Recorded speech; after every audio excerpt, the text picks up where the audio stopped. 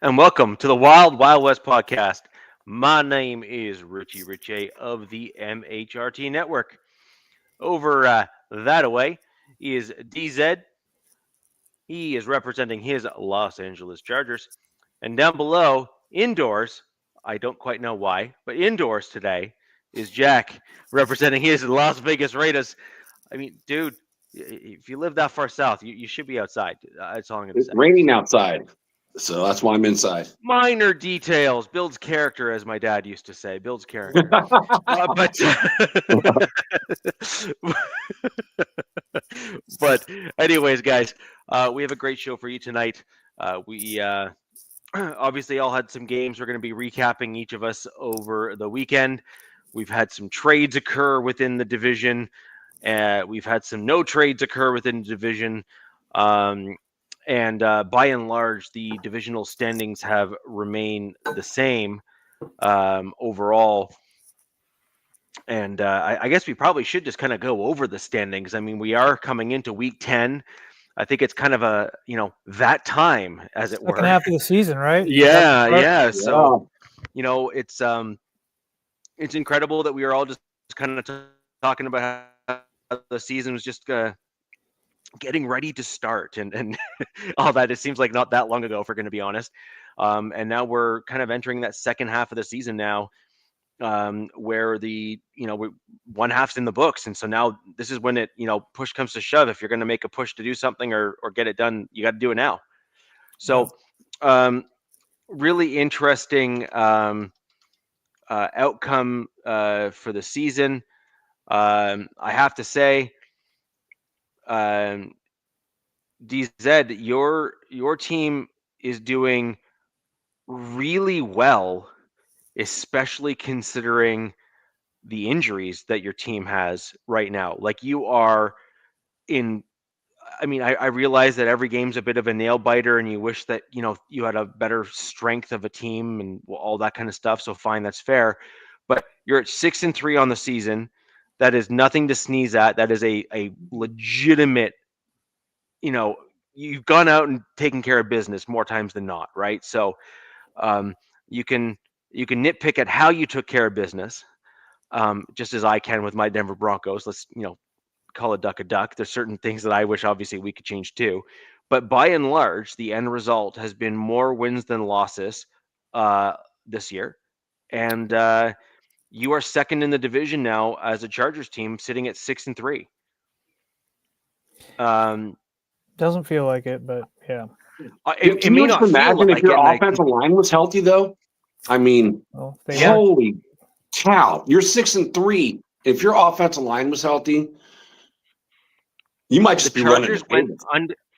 The Chargers were effectively undefeated before the major bulk of their injuries went down at the end of the gauntlet. So if you remember, the Chargers started the season basically every divisional opponent back to back. I mean, if you don't think curses are real, you're not a Chargers fan, because they're real. Yeah. They've had some, as I've seen other people put it, that cover this team, right for this team. I mean, it's just insanely unlucky this season with injuries. A lot of soft tissue stuff, a lot of ankles, and but yeah, outside probably that Colts loss. Yeah, definitely. They could be one loss. They could have been a one-loss team, but those injuries have definitely contributed to some of these losses or some of these close wins, like Richie alluded to. Yep. You may feel, hey, we just did it, and you felt that you probably should have been able to do better, or some variation of it. But right, either way, you're at 6-3. Third place in the division is the Chiefs at 5-4. Which is Bills. Good job, Buffalo. The Bills definitely took care of business there and continued to kind of bring the Chiefs back down in the divisional standings. It is going to be a bit of a bittersweet thing, though, because while that's a good thing that the Chiefs have dropped in the divisional standings, we do also need to be realistic in the fact that the Chiefs are starting to look better, but they're just also playing really good teams. Right. And schedule, yeah. And with the Bills too, the Bills always seem to beat them in the regular season, but lose to Kansas City in the playoffs. Yeah. But let's hope that's not the case this year. But look, they're out right now as everything currently. They're not in the playoffs. They're outside looking in. So I think this is Mahomes' first year not making the playoffs since entering the league, if I'm not mistaken. Assuming things continue where they're going, right? Like they're not like running the table. Essentially, is what you're saying. Well, I'm not sure that he's ever missed the playoffs. Well, I mean, if playoffs were to start today, I don't think. No, I'm saying if the Chiefs sit to where they are right now, and things were to kind of basically play to, their general kind of one win above 500, general thing, they would likely not make the playoffs, and that was that the case? Like his rookie season when he was on the bench. Well, I'm not sure. I mean, no, his rookie season, he stepped in the last game, and I'm almost positive. I think the Chiefs made the playoffs. Oh yeah, with Alex Smith. With Alex Smith, and then I think they went one and done in the first round. And then, if I'm not mistaken, I think his second year he won the Super Bowl or something. If I'm not mistaken. Yeah, probably something crazy like that. I think I'm right, but I mean, I can double check it and stuff. And if I'm wrong, fact check me. But I think he won his second. I think he won the Super Bowl in the second year. But anyways, third or fourth in the division rather is the Raiders at 2-6. And then first in the division, sitting as we stand today, is my Denver Broncos at 7-2. 7-2. That could have been. You guys are on a run, Richie. I mean, like 6 wins in a row. Well, that 7-2 could have been like 5-4, right? Like that could have easily been 5, or it could have been 7 or it could have been 7-1 or 8 or 9-0, or 8-1 or 9-0, because literally both games we lost were very winnable for the Broncos, like very winnable, if we're being honest. And we've had a few games as of late where we have really done some pretty incredible things in terms of offense in the fourth quarter, etc. The New York teams come to mind when I think of those close wins. Dude, I feel like I could be 4-4 based off of just 2 games this season being so close.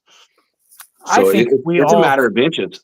Yeah, I think we all thought that the Raiders would be doing better than they are, but who knows what's going on? Jack, you'll probably talk about what you think's going on with them. Oh, absolutely. Yep. So, I mean, some interesting pieces, Jack. The team that beat you guys last weekend is sitting at 5-3 now. So it's kind of odd to see the Jags having, being in that position, but I mean, it's not like they're playing quite well. And then the Patriots and the Bills, I mean, that is a runaway in that division if you've ever seen it. I mean, the Patriots and Bills the Bills are at 6-2 and the Patriots at 7-2. I mean, the other half of their division division has collapsed. And then Dolphins and Jets are done. Like they're like, stick a fork in them, just fire sale. Yep. Yeah, fire sale, move away, let's go, bye, done. And then so I mean, it's really interesting how the AFC as a whole is kind of shaping up a little bit.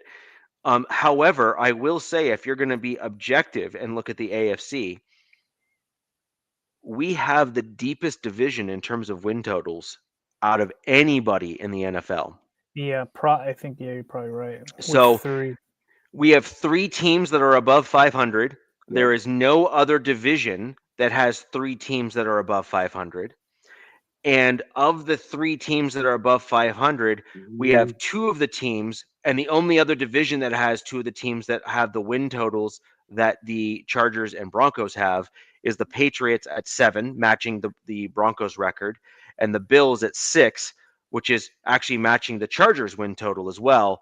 But again, we also have the Chiefs in our division with 5 wins. So it's like we do not have real slouches, if we're going to be honest, within the division. No, There's one division that rivals it, though, is the NFC West. The Seahawks, surprising team at 6-2. You got the Rams at 6-2. The Niners at 6-3, and even the Cardinals in last place are at 3-5. So that's a big surprise division right there. I would say that's a comparable division to the AFC West in terms of like strength within it as it comes into 2025, and I would agree with you there, Jack. But within the AFC, remember we mentioned at the very onset of this season that we thought the AFC West had the strongest division in the AFC, at least, if not the NFL.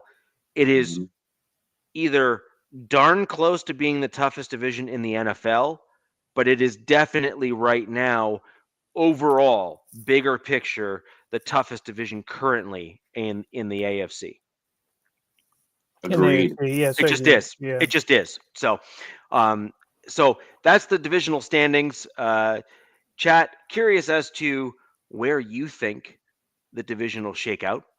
Do you think that we're going to see a similar seeding as we finish out the season, or do you think we're going to start seeing some movement within the AFC West in particular?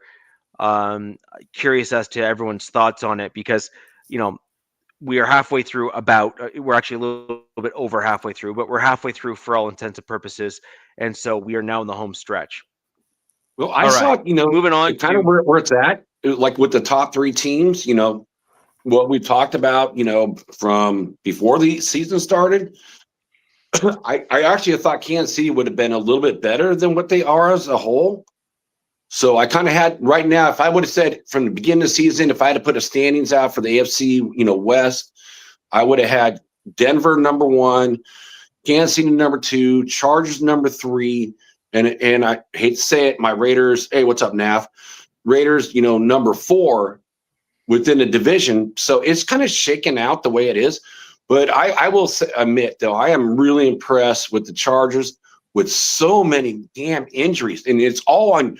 The most important part of your team is your offensive line, and these guys are you lose 2 all pros, and then Beckham, your big free agent, in and out. It's like, and still competing. It just shows that Justin Herbert with the coaching staff, in Harbaugh, has taken that next leap forward and has got this team on his back. I mean.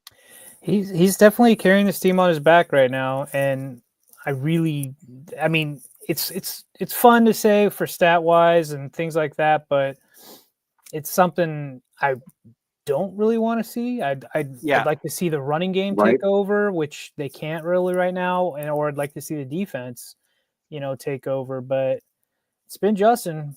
I mean, I'm not gonna say the defense hasn't been doing anything because they're pretty good. They're solid. Mm-hmm. It's just I expect them to be a lot better this season than they are. But yeah, it's definitely, and Richie kind of said some teams I think I saw a comment, some teams will fade out in the next few weeks. I mean, I don't want to sound pessimistic, but that very well could be the Chargers. I mean, their schedule is going to get a lot tougher here real quick, and it starts Sunday night against the Steelers. And then the Jags team, they're a decent team. Jack, you guys just faced them.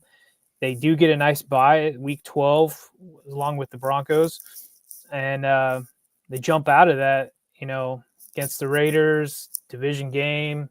I mean, it just gets tough from there on out. Well, D said, I got to correct you. Jags just had their same bye week as the Raiders. So they're both coming into this last game that I'll be talking about. They both came off of a bye. So, but okay. You will have a new player that you have to go against.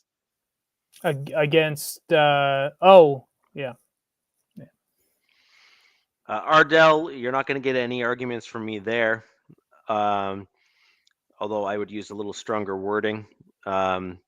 I think they wanted too much, man, or too expensive, maybe. Well, Carney is the Prime Minister of Canada. Oh man! For some reason I was wondering. I'm like, who's Carney? I'm like, I have never heard of that. Carney's the Prime Minister of Canada. He's the guy that we got some inside Canadian talk going on. Yeah, this is between two Canucks. We'll be with you. If you would have said like A or okay, yeah, about yeah. or something, I would have been like, all right, they got their thing going. Yeah. So, anyways, it is what it is. The current government in Canada have released their budget, and we'll just say it's troubling. And I didn't vote for it. Anyhow, moving right along. We have some interesting games, and I do agree. I mean, I think that we are going to have some fascinating, probably ebbs and flows. Like you're going to see one or two teams that are struggling turn on the Jets and really start to rise up through the division and make some playoff pushes. And then you're going to see one or two teams at least that are either atop of the division or like in second place just crash and burn. Like literally crash and burn. And it'll be really interesting to see which teams those are, etc. Like as an example, I don't wish injuries or anything on anyone, but the Patriots, as an example, are an incredibly healthy team right now, and they have a lot of cogs that fit really well together. And when you have a team that is individual based and don't really have any major superstars or anything like that, they just have like good cogs and pieces, the classic Patriot way, if you will. They run a risk of one or two dudes going down and just being done. Could very well. I mean, and so that Richie, could be one option. They've been playing really well with a very light schedule. So, yeah, I mean, you're not right and you're not wrong at the same time. It's that team is going to be interesting. We'll see what happens with them, especially with the Bills right there knocking on their heels. Yeah. That's funny.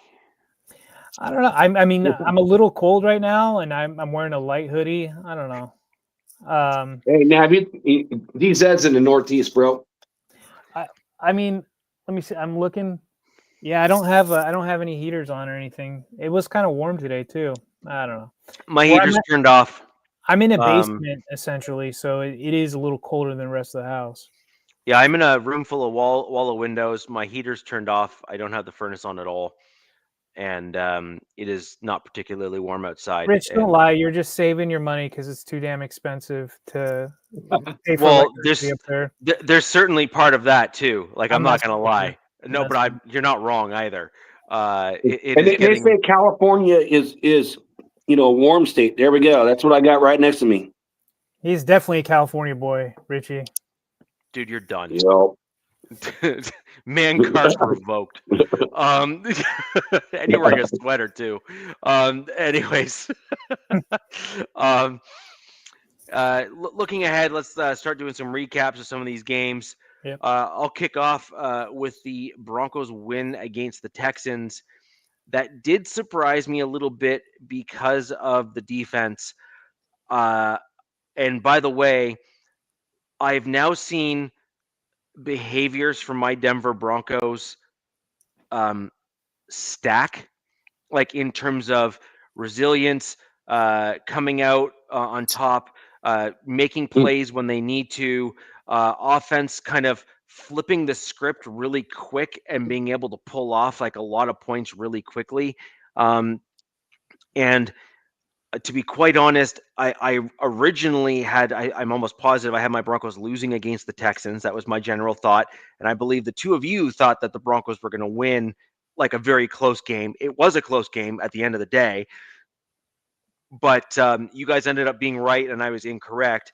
But I now, for me, just we were talking about in the green room before the show started and everything. I now believe I have enough data where I can adjust up my expectations of the Broncos overall, simply because I've seen now enough games where we have been able to do enough multiple ways to win games.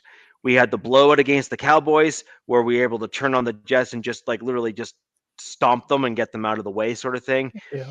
And then we had other games where we had like the Giants and we had the Texans where the Giants had a really good defensive line and we still managed to pull out 33 points in the fourth quarter. Now, you can't rely on that, but nonetheless, like, that was a win.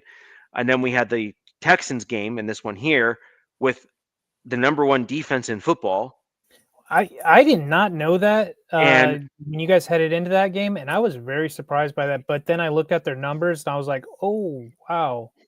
Like, I thought your guys' edges were real, like your D-line was like stellar, which it is. Then I looked at the numbers on the Texans' edges, and I was like, oh my God, like, wow. It's impressive. Yeah.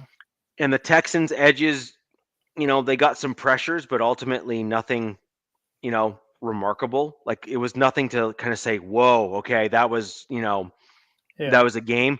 They certainly got pressure, but they never actually got home. They didn't actually have the major impact in terms of stats wise. Was that a lot to do with Sean's game planning with the quick pass or run game? No.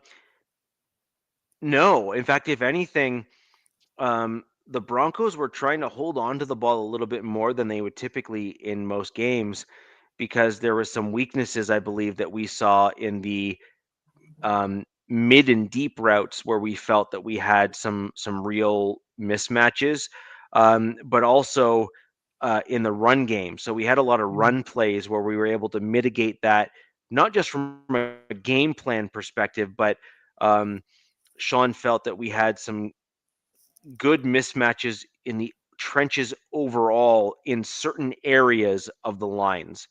So he felt that our D line was superior to their O line, which is true. Like, the Broncos absolutely killed the Texans O line. Like, we slaughtered them. And then in certain sections of the Texans D line, the Broncos had a few offensive linemen that matched up really, really well, which I'll get into just in a couple moments from now, where I can kind of start kind of calling out certain players and stuff. So anyways, I thought it was a really interesting game overall for my Denver Broncos.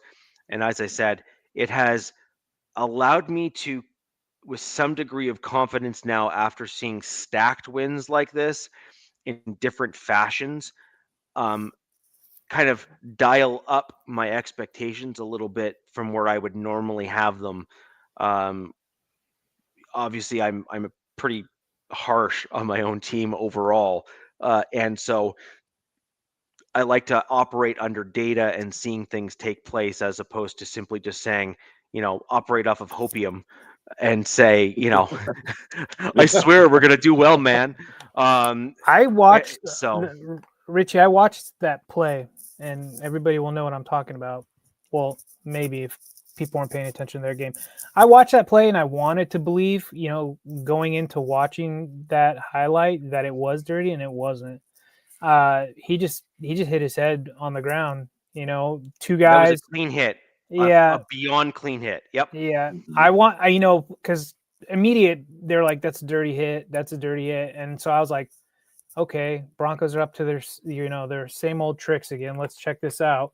And I looked at, I kept watching. I watched a slow mo. I kept slowing it down. Sped it up, and I was like, no, that it's he just intentionally dropped his shoulder into his midsection to make sure he didn't try to maneuver around. Yeah. Yeah.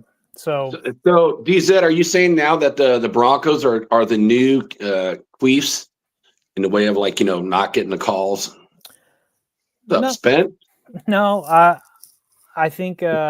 Wait, they didn't call. Did they call penalty on that? I think they threw a flag and then they picked it up because it was not a flag. Yeah. Yeah. Okay. That's the one benefit of American football compared to like sports around the world, is they look to try to make this even. They're like, hang on, timeout. Let's go over this. Like, was that dirty, and it wasn't. And a Texans fan or any of us in our division are like, that's dirty. It wasn't, man. It was just an unlucky. He had two guys coming at him, hit his back of his head on the ground. Oh well. Hopefully he's okay. The ultimate issue there, and by the way, Ardell, the Broncos fan base, generally speaking, has largely aligned on referring to our current defense in 2025 as the anonymous crush.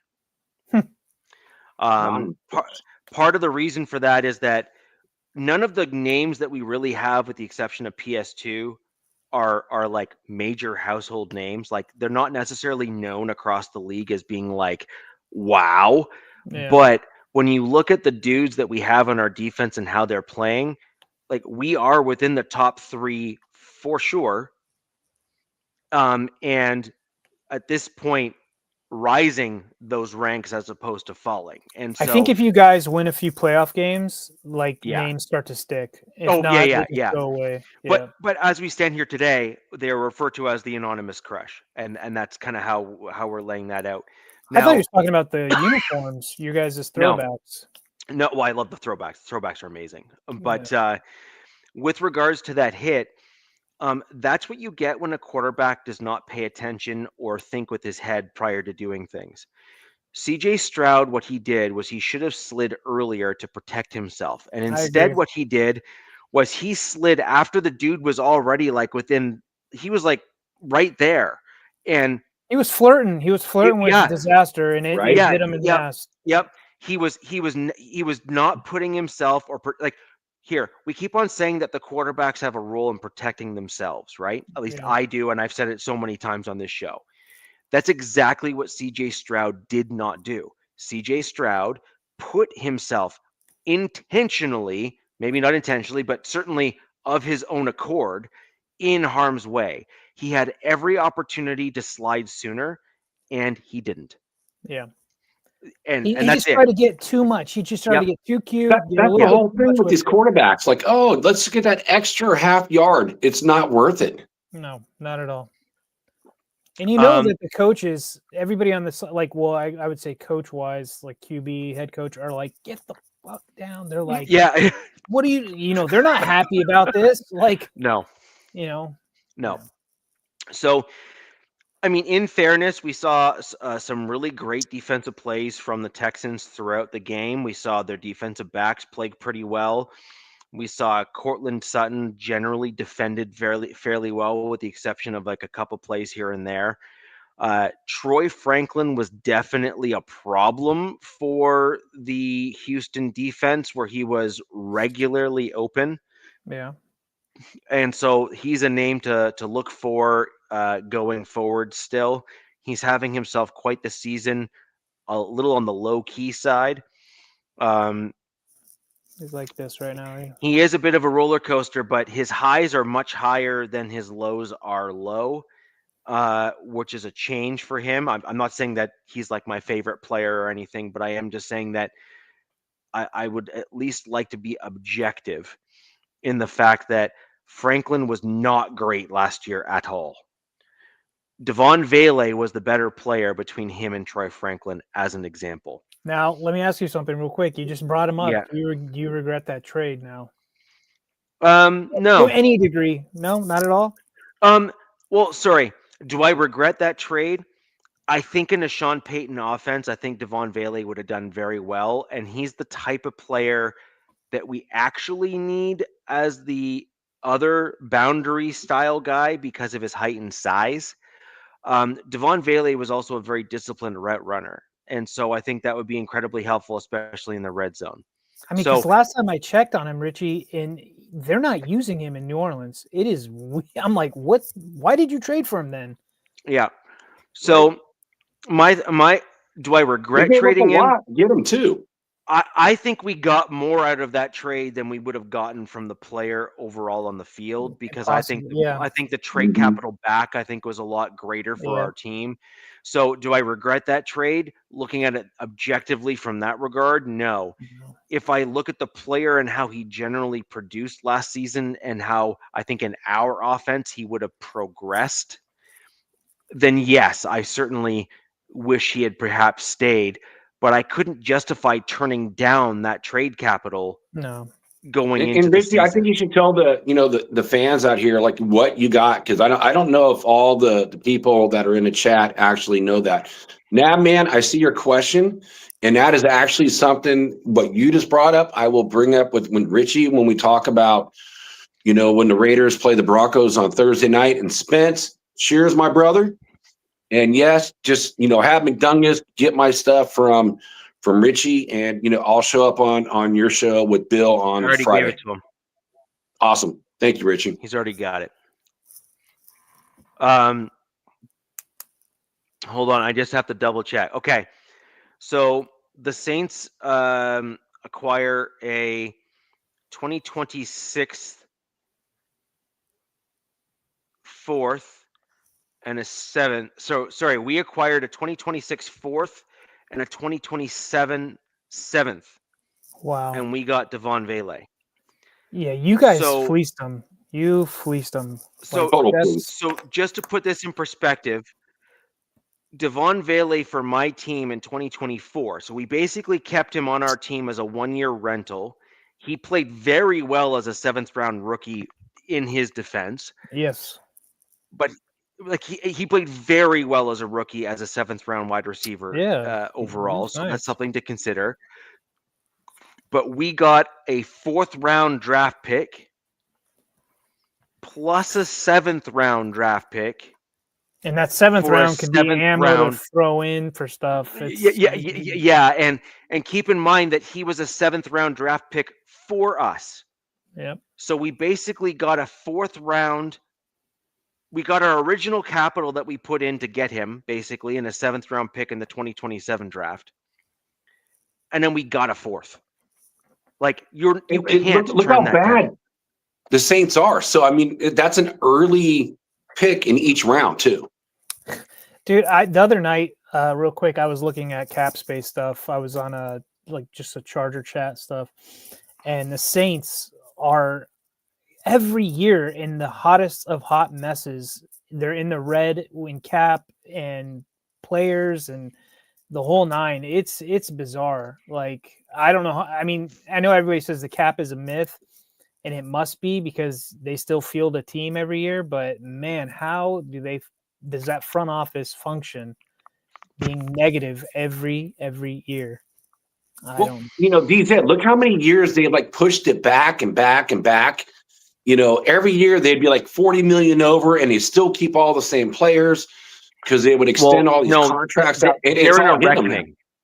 They're in the reckoning right now. This is what the problem is that what they did was they constantly ate back, and they had this. So what they ended up with is a balloon of guaranteed money that was basically fixed that they can't get out of. And then they had to forcibly let those players go. So they have a lot of dead cap for a lot of players, some of which are not even on the team anymore, that they're having to pay out because they're up against the cap wall. So they didn't try to eat it all at once to basically suck really bad 1 year or something like that, which they really probably they kept on kicking it down the road, and they ended up putting themselves in a very, very bad spot. I mean, they gave up Lattimore last year because of that cap. They gave up Lattimore. They've given up a whole bunch of other players as well. But what they had to do was they weren't being cap conscious with making sure that they got rid of certain guys before their time was up. And they basically ate their contracts to allow for the young guys to also get signed to try to make themselves look more competitive than they were, rather than just bite the bullet and actually start rebuilding their roster properly through the draft. And they're in a tough spot for probably the next 2 years as a result of their poor decisions. And then it's kind of like the floodgates open. They're going to have to get young and develop. And that's the only way out of this. Yeah. So anyways, that's that. So the Broncos had the Texans. We had a pretty good game in the run game. J.K. Dobbins again had a very good game against the Texans. The Broncos kind of allowed the run game to fall off in the second half. JK's been pissing Chargers fans off. He is not. People are not a fan of him anymore. I mean, they are, but JK does this against the Texans, and we're like, where was this last year in the playoffs, dude? Yeah. But, I digress. So I do think that the Broncos again have a pretty darn good strength and conditioning program. We've generally remained healthy, except for this year we have quite a few injuries, but not as many injuries to the key players as say the Chargers have had. But we do have injuries to several key players on the roster, including PS2 this season. We had, a couple other guys, like, for example, Greenlaw was out for a good part, although he came to us hurt, so I don't really count him, right? But we have a few key guys, if we're going to be honest, and depth pieces that we were counting on to make that next step to fill in gaps that got hurt and are still hurt. So did Mims get hurt in that game against the Texans? He was hurt he was hurt before. He didn't even play, and he's still hurt now. And so I heard he's not going to play from that concussion this week. He's not, which tells you that it was pretty bad. You guys just seem this season just had more bumps to bruises than anything serious. A lot of just Surtain's injury is other not than that, great. Is not great if we're going to be honest. Yeah. And also, don't forget Ben Powers, our starting left guard. How did Palcho play? It's my new favorite nickname. That's why I had to say Palcho, that dude is killing it. I've already decided it that if I get another dog that fits that's his name is going to be Palcho. Like, I was thinking about it this last week. I'm like, if we get a new dog, it's going to be Palcho. Like, yeah, it's a great name. It really is. But when you look at how that dude's playing, there has been multiple talks with multiple guys that know football really well. There's also multiple talks from just fans that are just like gaga over anything to do with the Broncos that are already talking about Palcho being a starter, period. And I agree. I've said this already on the show. Like, this is not news. I said it last year, actually, coming into this season, where most Broncos fans are not even remembering that Palczewski is a starting caliber right tackle. And I'd also like to remind everybody that he was an undrafted free agent for my Denver Broncos. Like everybody's an undrafted free agent for your Broncos. But you don't even need draft picks. You just get them off the UDFA wire.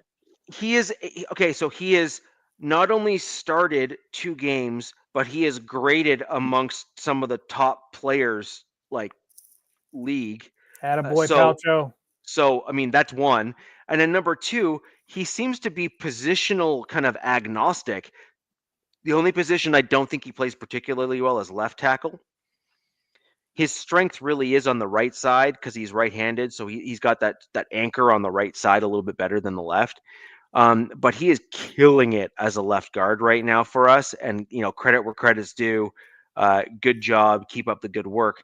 And he is the guy that I keep on telling you guys about that we need on the offensive line to be alongside Quinn Miners. So do you think it's going to get extended, man? Are they going to extend him? Oh, they better. If they don't, then that's problematic because you can't teach aggression and you can't teach the will, like the willpower to be able to move a guy that doesn't want to be moved off the ball. I agree. And he has both. You can teach the technique and the pass pro and the other stuff, but he's already gotten better at it, but he can continue to grow and do better as time progresses. But you simply cannot teach that aggression. You either have it or you don't. He's got it. You better be keeping him. So. All right. Now I'm going to have to watch him on Thursday. Yeah. So he's our left guard. And then the right guard is Quinn Miners. Now, where the interesting piece is going to be, and Jack, I predict that your star pass rusher in Max Crosby is going to have a few stunts in this game. Probably. I think because he does do it. I've seen him do it with my Broncos already in the past, and so I expect him to do more of the same. I believe that he's going to intentionally go up against Wattenberg and make him look like a fool. Oh, you think he comes in that far? Yeah. Because it'll be based on let's film. Let's call Wattenberg like what he is, Dog Wattenbull. Yeah, he's we'll call him Dog Water. But so when you actually look at Wattenberg, he was far and away the worst player on the offensive line against the Texans because he was the guy that on either side of him that allowed the rush to get back to Bo Nix and forced Bo Nix off of his spot. So you got a guy like that on your team, DZ. So I know you know what I'm talking about, right? Like we can agree, same problem. Yep. And it is not good. Like it ruins plays. Like it just straight up blows them up and stops them dead because you can't run anywhere with a dude or two right in the backfield. You can't do anything. I feel like the Raiders, though, like they could fix that situation with a snap of their fingers, but something's going on where they won't do it. Yeah. What do you mean? In the way? Oh, the offensive line? Oh, yeah. Yeah, they could they could go, all right, let's switch spots and let's just fix this. Jack, does Pete Carroll have a daughter or something? Well, he's got a son on a team, and he kind of coaches. Does he have a daughter?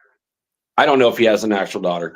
Okay, because like something tells me that he caught JPJ like making out with his daughter or something like that. JPJ, right? Like, well, I think that he got in an argument with his son Brendan Carroll, who's the offensive line coach and the running back, coordinator for the line. And we've talked about this on previous shows. And DZ, you're right. It's a snap of the fingers, to shuffle these guys around. And I brought up the stats already on the show previously and where the rankings were. But no, they keep to continue. And you're right, Richie. I don't know. Maybe he did. Maybe he does have a daughter. And yes, maybe they hooked up and got caught or something. I think JPJ probably made Brendan Carroll cry or something. Like probably took him around a corner and was like, well, got in his face and went all crazy on him. It makes no sense. I mean, the whole nation knows this. It's like it's obvious. You're like, okay, we're just football fans. We're not coaches. We're not GMs. We're none of that. It's just, but it's obvious when everyone, that are in the fan base sees everything that I'm saying and seeing, and everyone agrees that it's just wrong, and there's nothing being done about it. And it's like, nope, we're going to be steadfast. That's where, again, in the beginning of the year, we talked about compete. And now it's like non-compete. You don't have to compete if you're a Pete Carroll's guy. And if you're not a Pete Carroll's guy, well, then you have to compete. So, facts. Nab knows what I'm talking about for sure. Yeah. Yeah, so I agree. So anyways, overall, the game, we saw a great defensive play by the Broncos again. Really locked down a lot of the offense there from the Texans. We had, I can't remember the stats, but it was a remarkable amount of red zone stops, like a remarkable amount of red zone stops in that game. That really set us apart and really kind of showcased how well the Broncos defense is playing this year overall. And I expect that to continue because that has been a strength of this team throughout the entirety of the season. So this was not like a one-off game. This has been a trend that has been able to be replicated game after game. And then, of course, we had the Broncos offense show flashes again. But if you're going to be honest, when you're going against the number one defense in the league and you have a few holes on your offensive line, and you had a couple, we had an abnormal number of drops in this game by the wide receivers as well. So there were some real opportunities here where this game could have gone really, really badly for the Texans if the Broncos offense had actually caught these passes that they dropped. And the other piece I do want to bring up in this game as well is, well, Bo had a few issues. He overthrew a few passes and he kind of had a few happy feet moments. A lot of those moments came from the pressure that he was getting right up the middle, basically from the center.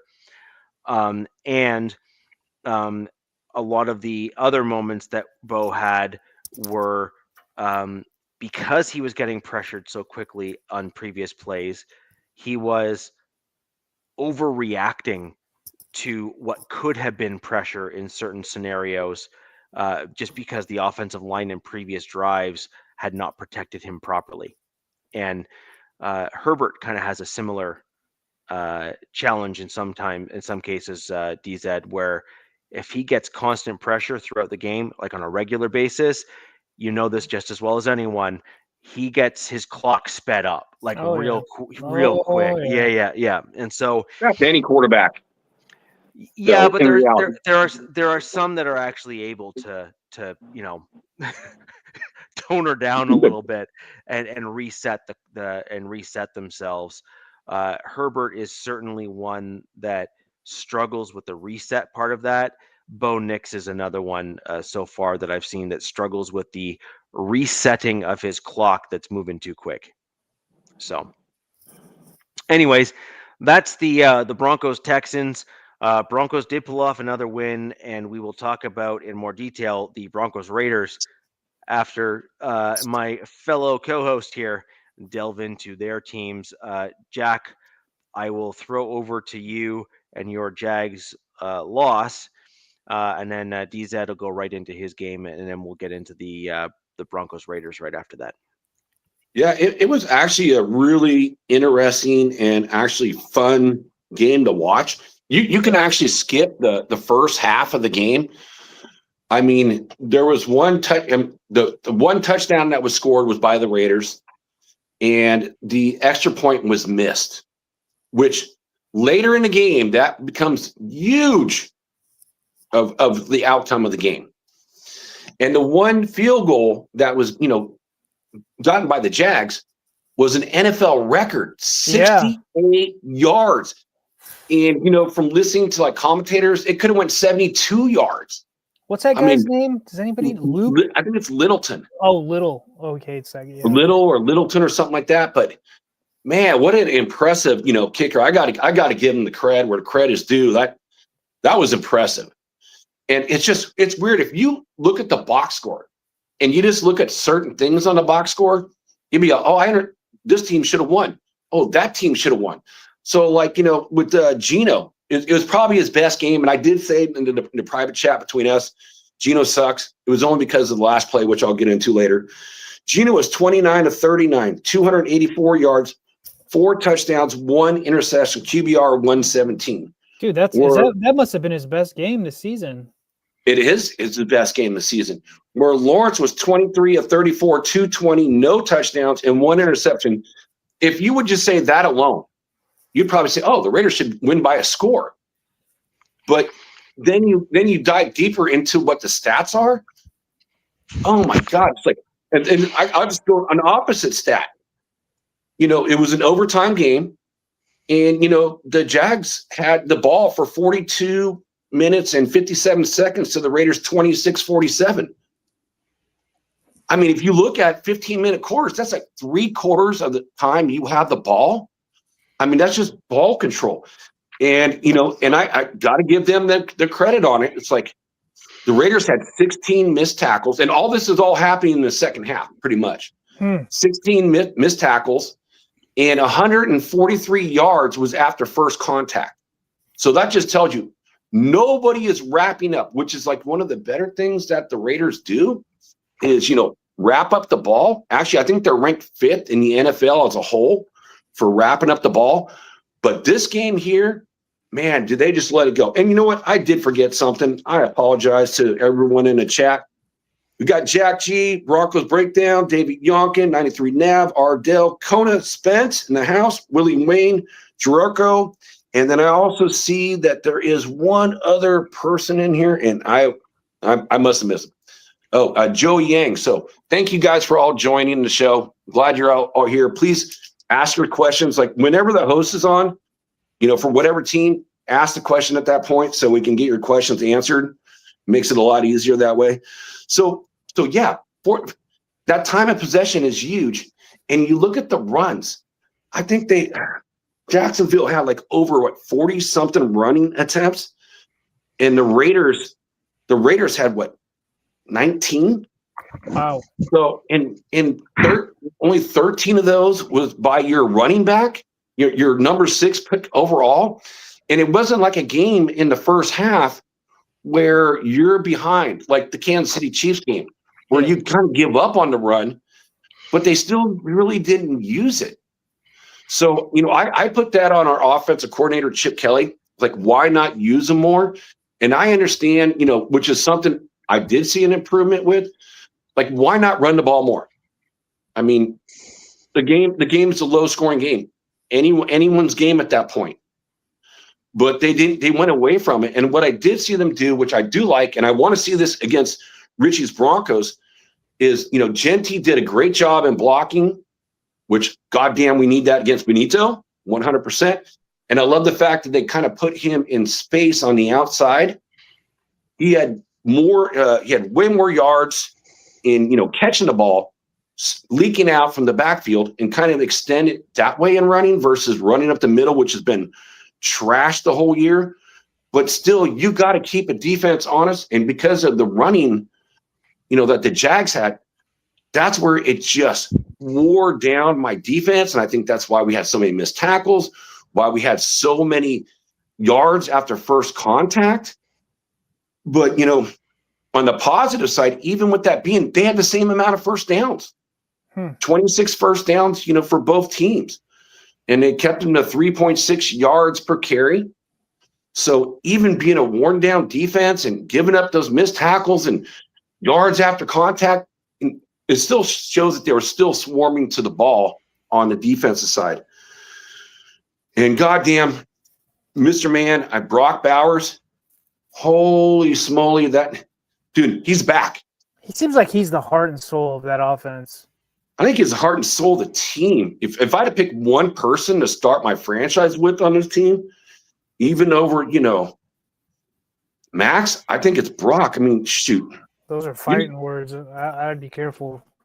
Well, everyone knows I love Max too, but he's just that special. He had 12 catches on 13 attempts, 127 yards, and 3 touchdowns. And his yards per catch. So every time he touched the ball, it was a first down, 10.7 yards. Stud. So every third down, Raiders were 70% on third downs. So, I mean, this second half was fireworks. It was fun. It was super fun to watch. It was very fun, just because of the fact that everyone's moving the ball. There's a lot of great plays. I want to read this. Jack, how many possessions did we have on offense in that game against the Jags? I know, but it's important. So how many possessions? We didn't have enough possessions, it felt like, because, again, we didn't have the ball very much. I mean, you think about it. I mean, when the other team's getting 3 out of 4 quarters of possession time, that just shows that we didn't have a lot, but we were effective when we did have the ball, and we did move the ball well. But we need also, going on the defensive side, which was great. Hi, Blue Kelly. No bueno. Sitting on the bench. Porter came in. Porter looked pretty good as a whole. The Jags, Trevor Lawrence, I will say, they did take advantage of the defense, as well in the way of our backs, even with Porter out there, even though Porter looked way better than Kai Blue. It's just kind of a different story in that second half. Everybody was moving the ball. It seemed like every play was like almost a first down. Sounds like the Jags just had a good game plan. From your explanation, Jack, and some of the numbers that you just said, they just ran you guys down. They did. They wore the defense out. Is a big part of it. I mean, there's that saying, and it's not coming to mind. It's like pass to something, run to win, or something. I don't know if somebody in the chat knows that saying.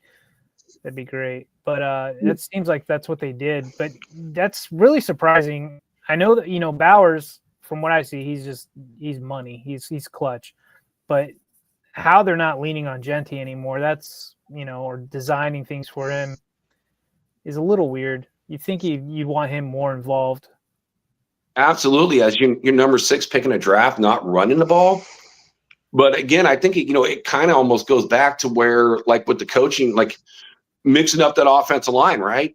And we can't run inside at all. We need to run outside. So instead of running outside, even that's when they're starting to do now the short passes, which I hope that, again, it happens a lot against Richie's Broncos, because when you get a guy like Benito coming in there with that, track speed as being that big boy, And, if you can get it on the outside of them, and then you're going up against the second level, well, then that's going to change things, around quite a bit.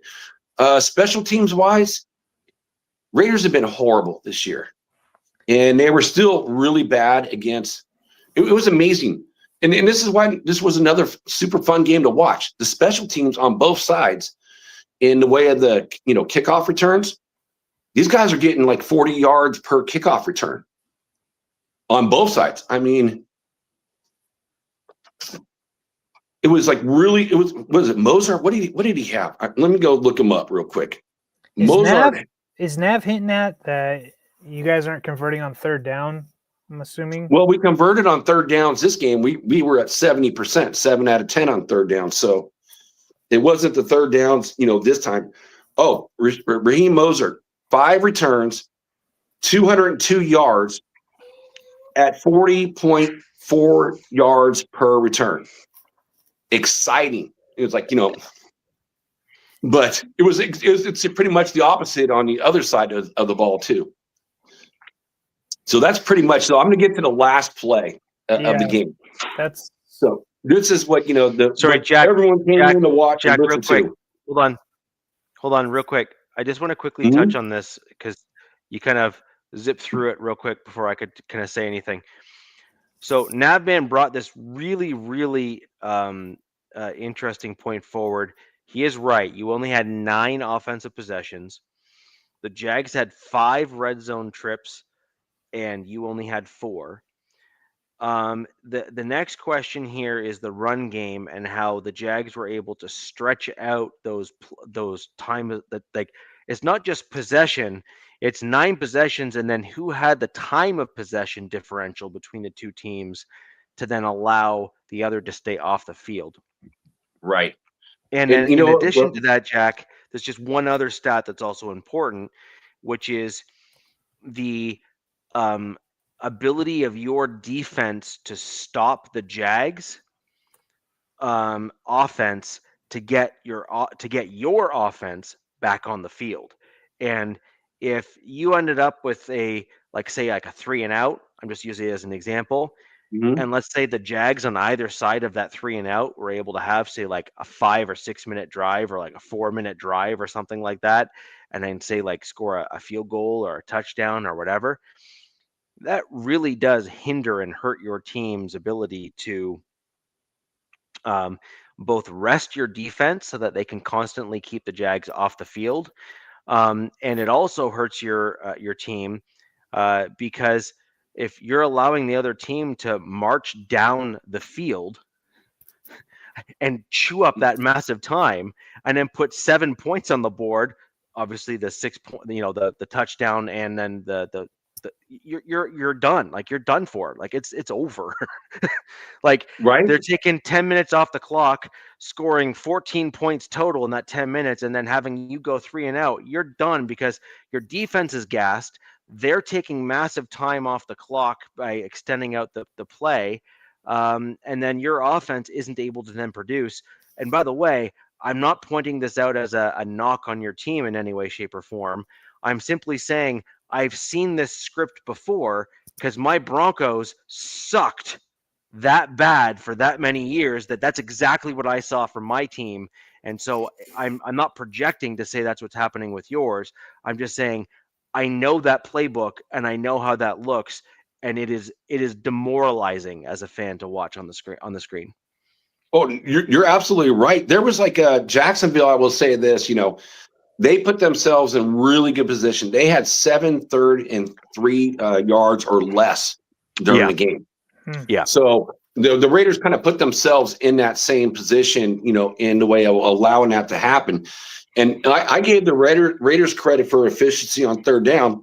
Jacksonville did, just as well. They were 9 of 16 on third down, and they were 3 of 3 on fourth down. So they kept converting to continue that clock and wear out the defense. But, it was nice to see, the Raiders step up a lot.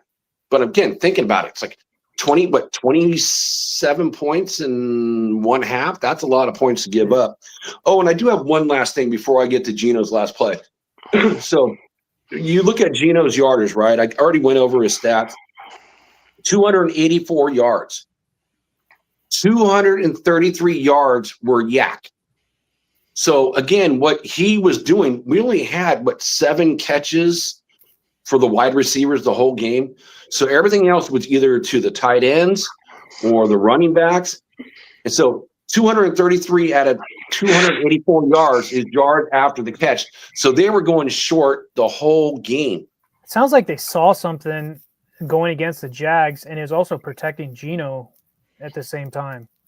So I agree, because I think they want to get away from Geno throwing so many picks, and which is kind of weird. It's like this team has gone, 180 in the beginning of the season. It was all about going to deep ball. Like how many, like in the previous shows that we had, like in the beginning against, the Pats, we talked about how many like explosive plays, 20 yards or more, going down the field from Geno, and he's getting them. And then as the games went on, those explosive plays are turning into interceptions versus completions. And now we're getting to the point to where we're not running the ball, which is, again, something that needs to be done when you got a Genty on your team. Running the ball more. We talked about how many yards, like, he gets hit in the backfield. He's got more yards after contact than he does, yards itself. It's like, which is really kind of weird. So that just shows that interior, that offensive line is not doing what it's doing. And that's why flaring out now to the sides for Genty is now becoming a bigger play now that we know that he can catch the ball, which I think we all felt like he could catch the ball, but it's finally, Chip Kelly's catching on to that. But I just want to leave it with this, and then we can move on to your game. So with that last play, so again, it's overtime. It hasn't been done this, ever since the rules. I forgot what team, made the rule change where both teams get a possession of the ball. So Jacksonville got the ball. They went down and they scored. Yeah. And then the Raiders come back and the Raiders score. So when I mentioned in the very beginning that missed, point after, yeah, that was a game changer to make it go to overtime. So, we're going for a 2-point conversion. Everyone in the Raider Nation is happy we went for it. There's no point in a tie. I mean, who cares about tie? The motto for the Raiders is just win, baby. Right. So we're not going to settle for no ties. Win or lose, we got to go for it. And then when Geno, I watched that play, I don't know, 6 or 7 times now. When he took the ball, he looked over to the right and he was looking for Bowers. Bowers was double covered. So then he goes to the left, and his boy that we just picked up, the wide receiver, I'm forgetting his name. Please help me out. Sorry. Lockett. Lockett, yes. Lockett's wide open. Also, at the same time, in the way of our other wide receiver that we just traded, he was fairly open too. So Geno did a pump, and the slow defensive tackle needs the first pump and then jumps, and then Geno throws the ball and it gets batted down. If Geno didn't pump, that would have been a win. So it is kind of interesting to watch. Who would that have gone to? Who would that have gone to? That if you didn't, it would have been a Lockett. Okay, it would have been a tie. Okay.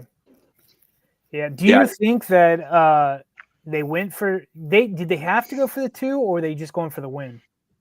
Well, no, they could have gone for the tie, but why go for a tie?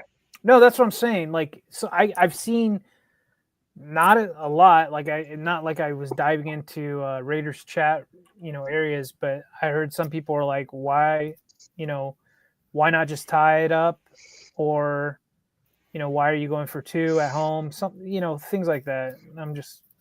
I saw your guys' the Raider fans that are like going, okay. Again, the motto is just win, not just tie.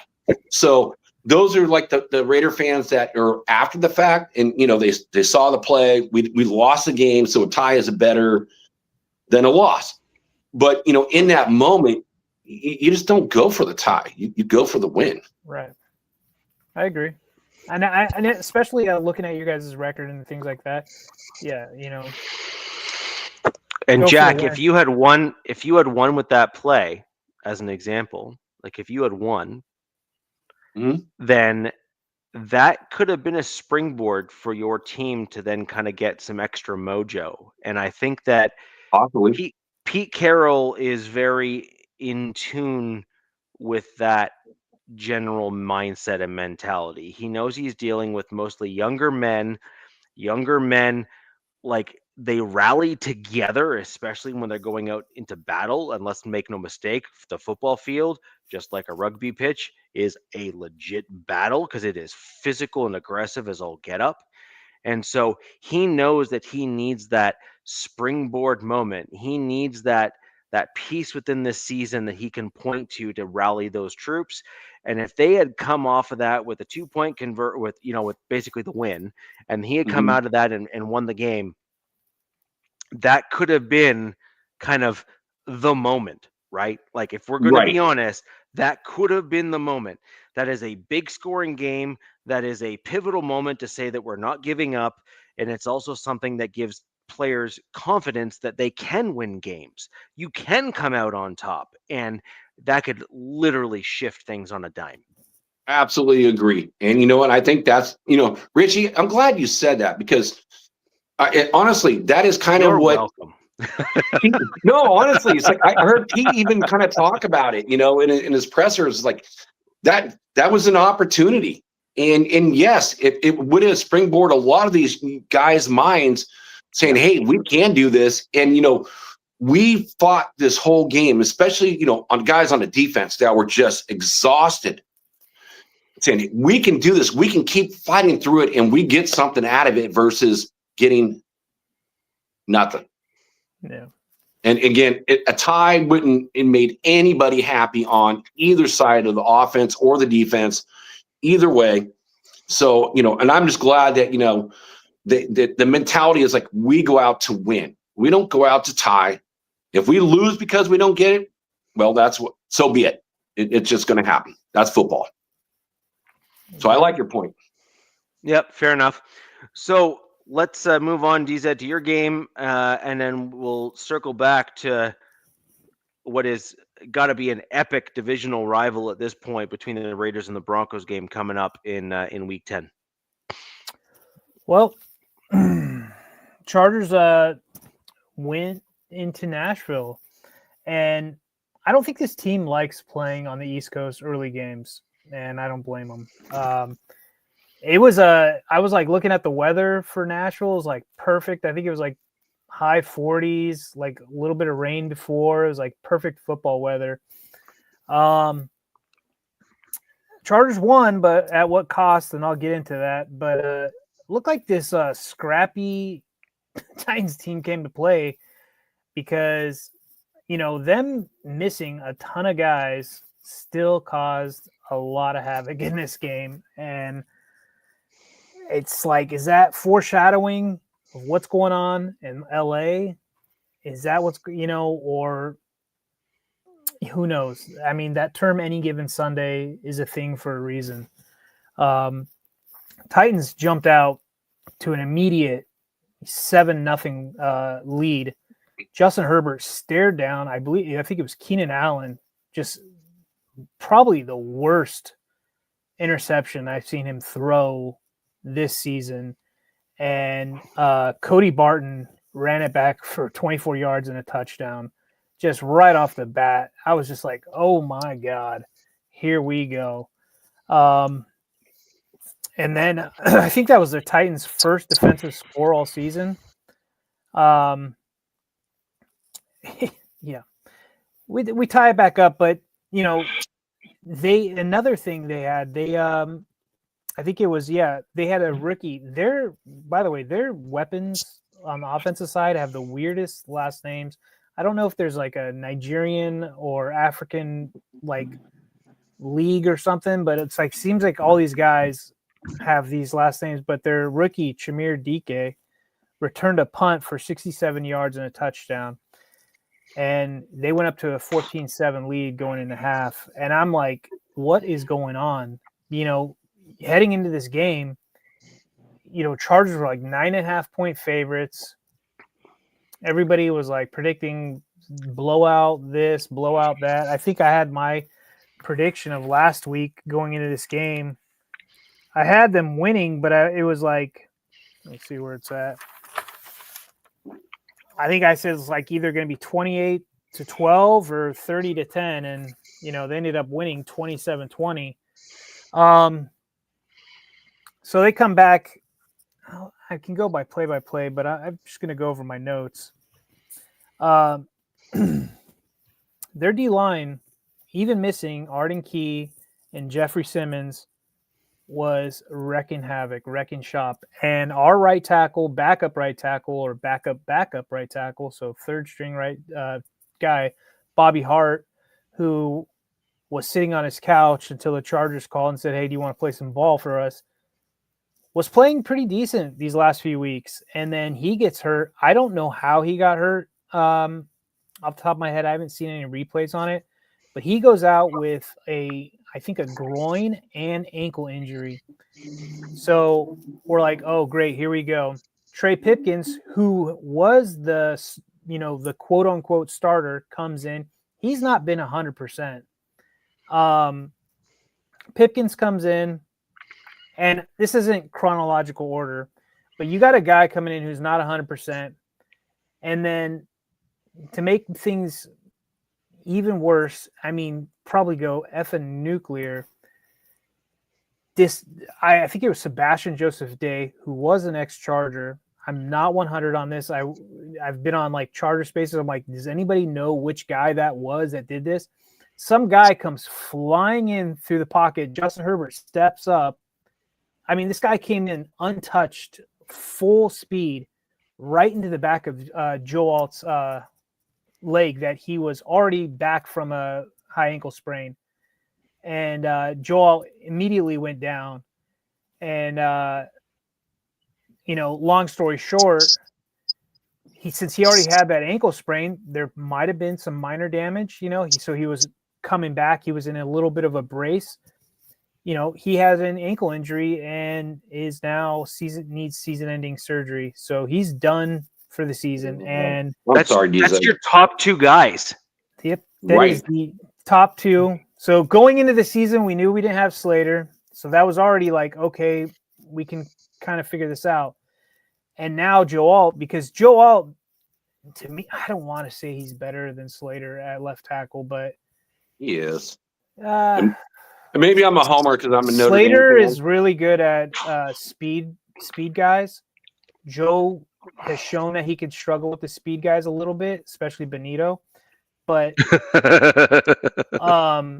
Joe is who doesn't struggle with Benito, right? But Joe, I'm getting sick of that guy. Is he can make a name from being a top left tackle in the league, or something like that sooner than later. He goes down, and what that does is Justin doesn't have to look to his blind side when he's got Joe there. Joe is his friend off the field, like that's his buddy. You know what I mean? And Joe's out. Now Justin's got to look. He's got to look over his shoulder, kind of alluding to what Richie was talking about. He speeds up his internal clock. And, the question above it. Good. Yeah, we go right there. So that's to be determined. So who came in and filled in is Jamari Sawyer, who, let's be honest, man, has been one hell of a pickup. I think he was picked up during the Telesco regime, and he played 1 year when Slater was knocked out for the season. He filled in and played pretty admirably at left tackle. Now, albeit he was heavier, they had him lose weight this season to be more of a swing offensive lineman, to maybe play guard more. And even though he kind of struggles at guard, so he played left tackle for the rest of this game. Let's just say the whole line as a whole did not do well. When you have your swing guy coming in, a guy who's not even supposed to be out there, and then you got Pipkins on the other side. And then also we lost – Becton didn't play in this game, and Becton's a whole nother story. In my opinion, he has been a horrible signing. He's just a lazy, big, fat dude that got to hide behind an elite. Then I'm glad you got him because I wanted him. he got to hide behind an elite offensive line in Philadelphia with great coaching, and credit to him. But here in LA, it's just not working out. When he is coming in, he's leaving the game early. We're having to play musical effing chairs on the offensive line, and that's not good. And that's how Joe ultimately got hurt. Is you've got weak guys or guys that shouldn't be starting against starters on any D line in this league, and when you're O-laying dudes full speed right into your stud, your top dude, outside of Herbert, Slater and Joe Alt are the two other most important guys on this whole effing team, more than anybody on this offense. On the offensive side of the ball and defensive side of the ball, I'm even including Derwin James, who is the heart and soul of that defense. And they're not coming back this season. And we've got 9 weeks left, 8 games left. And every week, this Chargers team, they've been losing a player or something. It's like they're sacrificing somebody to the gods of football. And I think Sawyer at least. Okay. Well, and then the run game was not working, especially behind this O-line. And, Kamani Vidal, who is filling in while Hampton's been on IR and Najee's done for the season, he's been doing the best he can. But look, he struggles against good run defenses.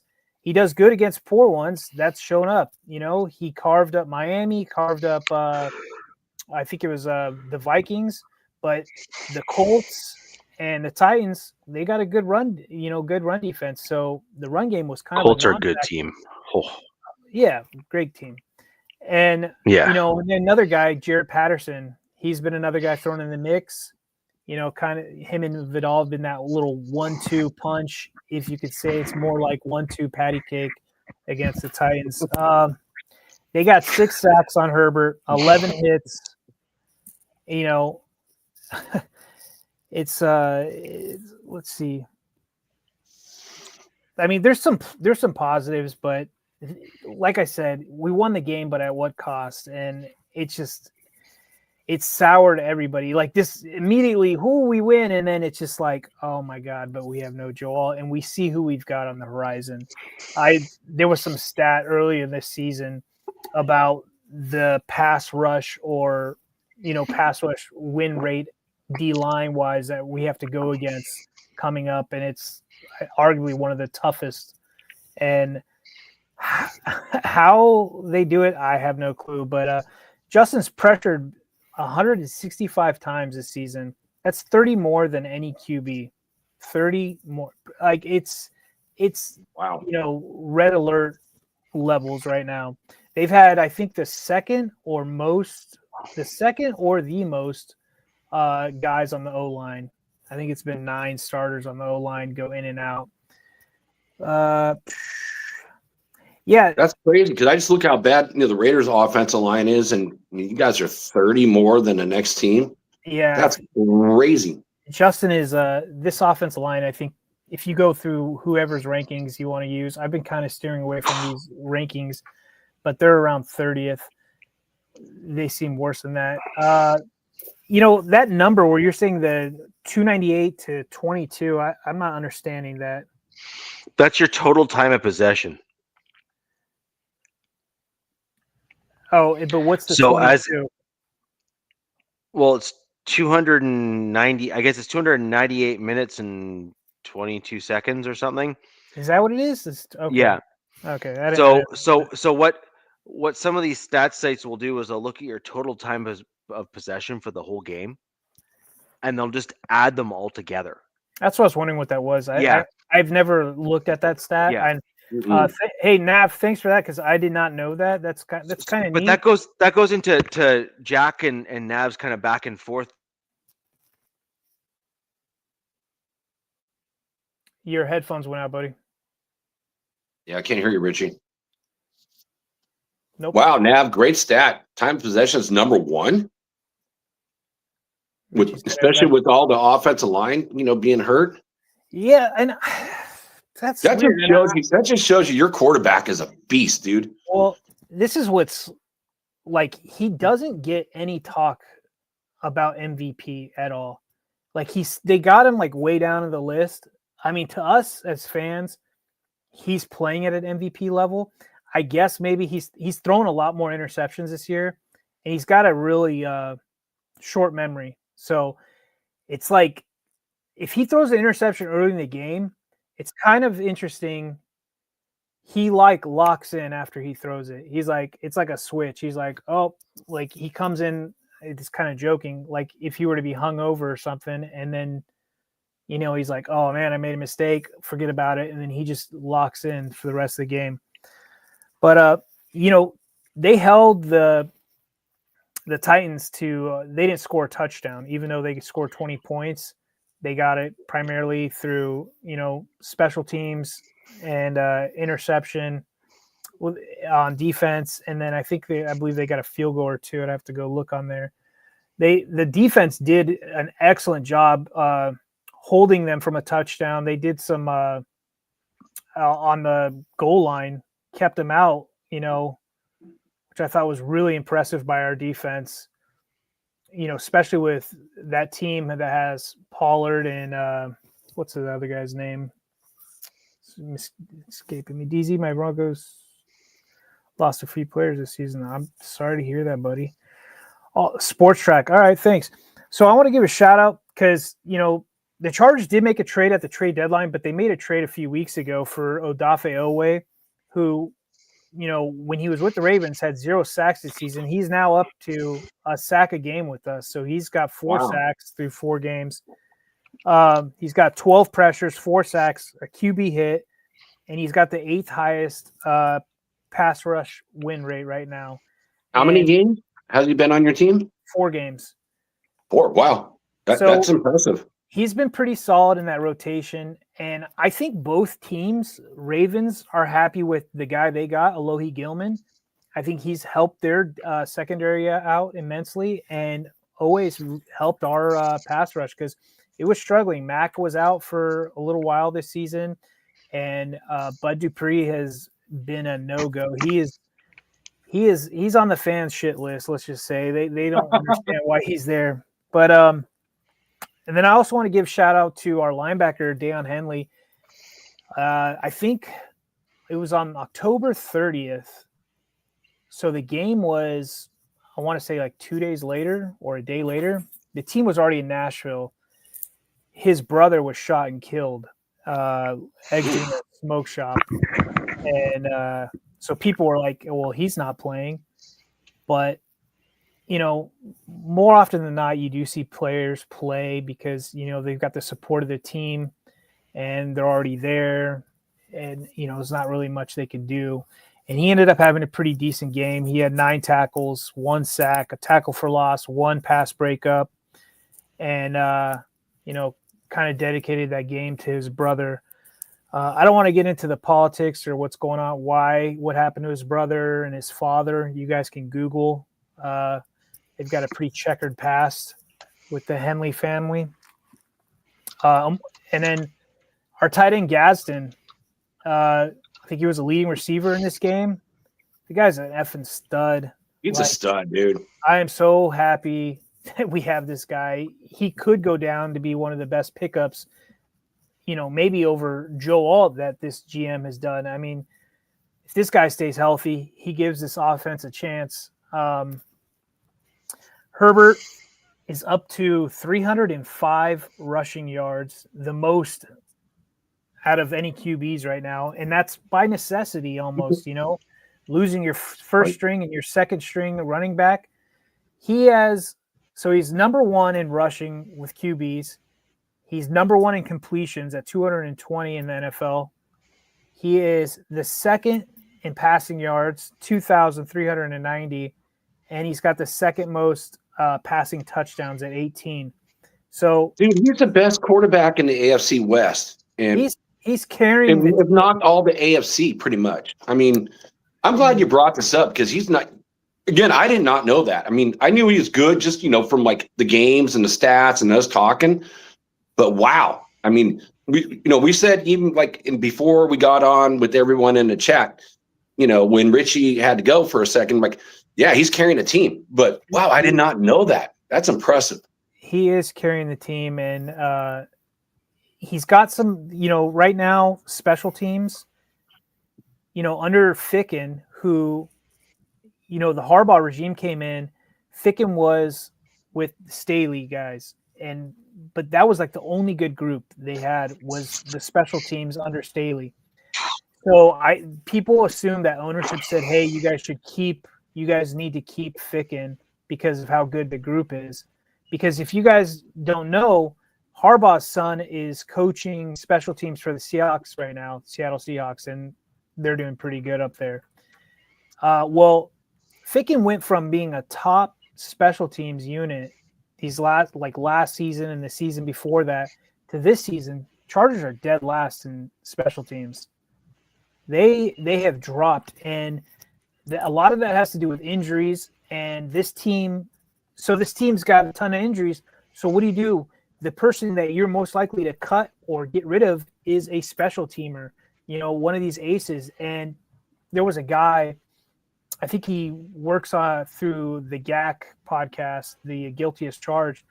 He put out all the special teamers in these last few years that have been let go or went on IR or got cut. And it's just, there's only so much you could do with duct tape, man. And right now, the special teams is really killing this team. A lot of bad field position. Herbert has to put on a cape and go play Superman ball, to even make something happen. DZ, the problem with special teams is that a lot of the times that just showcases depth.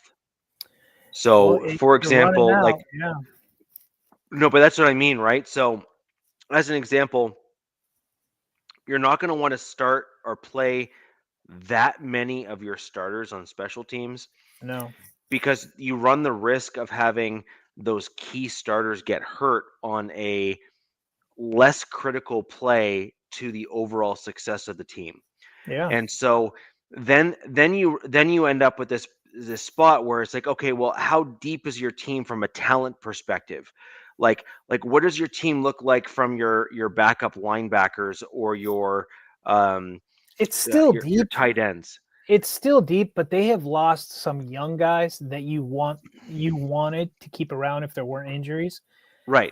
They had to release defensive back or cornerback Miles Purchase. They released another stud, Caleb Murphy, a few weeks ago due to injuries. Not them being injured, but just to make room. And what happens? Immediately he gets picked up by the Patriots.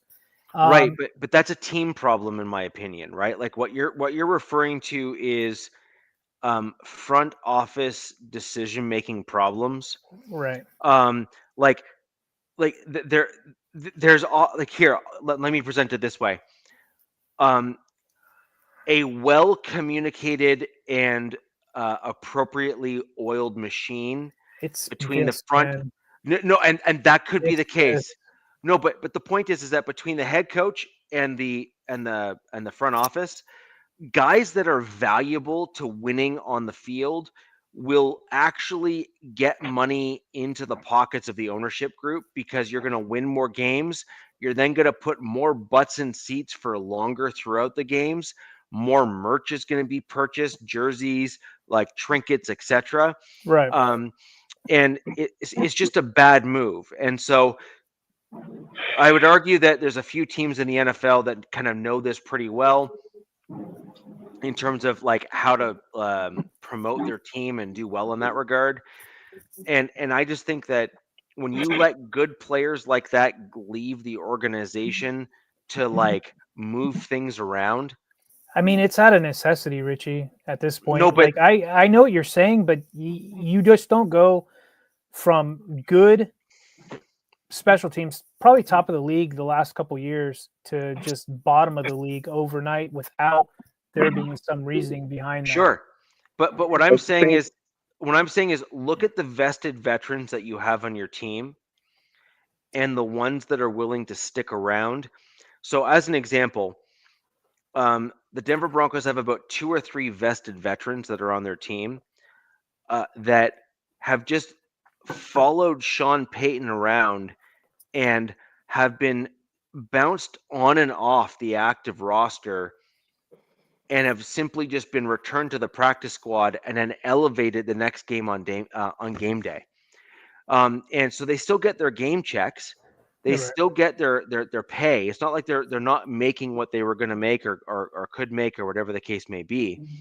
The point is, though, is that you want a couple of those vested veterans by planning your roster and your team that you can ensure that they get paid, but then you have the flexibility of cutting them and then returning them immediately to your practice squad, elevating them on game day, and not losing young talent. Well, I think that's what I'm getting at, right? Yeah, that's assuming that's been their plan, but they've gotten unlucky this year in that aspect twice. They had a running back taken in the first round of waivers, and then they lost Caleb Murphy. Now, who knows if Miles Purchase will get picked up? He was pretty decent. You know, a lot of these guys that are, especially on the defensive side of this ball, under Minter, I would assume are going to get picked up just because the Chargers are having success. I believe right now, and I'm not 100, the defense is ranked around 9th. That seems a little too high for me. I don't know if they're really 9th. Offense is 13th. Special teams dead last at 32nd. And so there's another thing. I mean, you know, before the season even happened in preseason, we lost our long snapper, you know, all pro long snapper. I didn't even know that was a thing. I guess it is. It's a thing. He gets hurt. He has some chest injury, and he won't go into what the injury was. He just says it was a chest injury. Reporters even asked him, because I think last week was the first time they could even ask, you know, what happened. And he said he'd rather not go into it. He made a tackle and hurt his chest. Really bizarre. I'm not sure, but so they opened up his window to return. So we've had this guy, Rick Lovato, who was with the Eagles, and he just retired this week. So, and it's making fans happy because his snaps have been low all season. You know, our punters had to grab these things from the ground, essentially. He's had some really bad ones. And the only missed kick our kickers had this season was due to a bad snap by him. So we're assuming that Josh Harris is coming back. But here's another thing where these players we're having to lose some of these good players. They're not 100 because guess what they did? They signed another long snapper, some guy, Peter Bowden. He's a San Diego local. You know, he spent time with the Packers, Jags, and his most recent stunt was with the Michigan Panthers, some USFL team. So it's like they had to sign some emergency guy, and in order to make room for that, they lost a guy that contributed on special teams and was a depth piece, and it sucks. That's the horrible way. Now, I don't understand. I don't either. Richie. No, I don't get it. Like I need this explained to me by somebody. There is no reason why that guy couldn't have been signed unless he was on someone's practice squad. There's no reason why he couldn't have been signed if he was a street dude. Then he should be signed to your practice squad. He is. It is to the practice squad. He'll probably get elevated. Oh, well, okay. Then he came off the couch. Yeah. USFL, I guess. I don't even know when their season is. Okay. Yeah. All right. But then your young guys, if you have all these depth issues and all that kind of stuff, like normally what you'd want to do is then sign like a vested veteran, for example, or some variation of it to bring up to your active roster to fill in a hole. I'm getting into this. Yeah. So we do also have Dean Leonard, he practiced full today, I believe, and so did Josh Harris. So that's good. You know, they might be cutting this Peter Bowden kid if Josh Harris is good to go. Like I said, this is probably them, you know, watching their six, you know, heading into this week, Sunday night game. So Dean Leonard is a defensive back that we haven't seen all season, but he has been a major contributor on special teams and on defense when they need him. And then another excellent defensive lineman, his window opens up from IR. Deshaun Han, really clutch signing this year. So that's going to really like help. That player. He's a good dude. He's a good dude. So his window's open. So there's some good news. And then we did trade away Jasir Taylor, who was not a favorite by this team by any means. I wish. They traded away this guy Jasir Taylor, and his claim to fame, his whole career has been a good gunner on special teams. That's about it.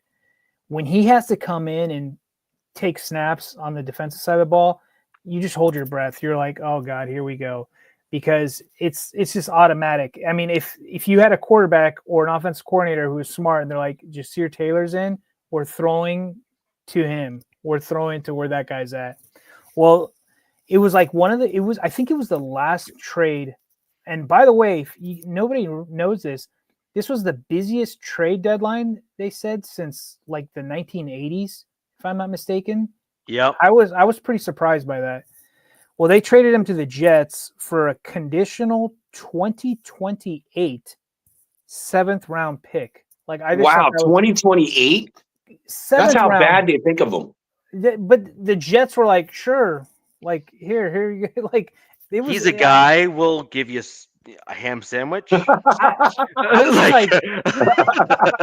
was like, where did this come from? Like, and I think there's a connection with the Jets. Chad Alexander, I think he's got a connection with the Chargers, so there's that. I think he was like, hey, I'll do you a solid, you know what I mean? I'm not sure. But then out of necessity, also, the Chargers traded this is where it got kind of like foggy waters, because after Joe Alt went down, the whole fan base is panicking. I was on like, I don't know, I think I've done like 3 spaces on X with Charger fans, and everybody's like, what the hell are we going to do? Half the fan base is saying trade. The other half fan base is like, save our picks, because going into this draft, we only have 5 draft picks. And it's just like, we don't have the capital to make anything happen. Well, and then here's this other aspect that's come out from some of the writers is teams knew the Chargers were desperate for offensive line help. They were like upping the price on the Chargers. So nobody was really playing ball, because there were some guys on the Commanders that I would have loved for them to be able to get a hold of for a good price. That didn't happen. Some guys on the Browns, that would have been great. People were floating Evan Neal. I did not want that guy near my team from the Giants. In my opinion, I think he's trash. There was a guy with the Saints who we ended up trading with, Cesar Ruiz. I was kind of hoping. Yeah, man. Absolutely. Yeah, the Jets are a thing. But we ended up trading with the Saints and getting a former first-round tackle guard, Trevor Penning, who has a very checkered past in the NFL. Very checkered.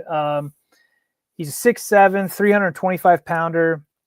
We got him for a 2027 6th-round pick. So not really messing with our capital going into next season, which I'm happy about. Not bad.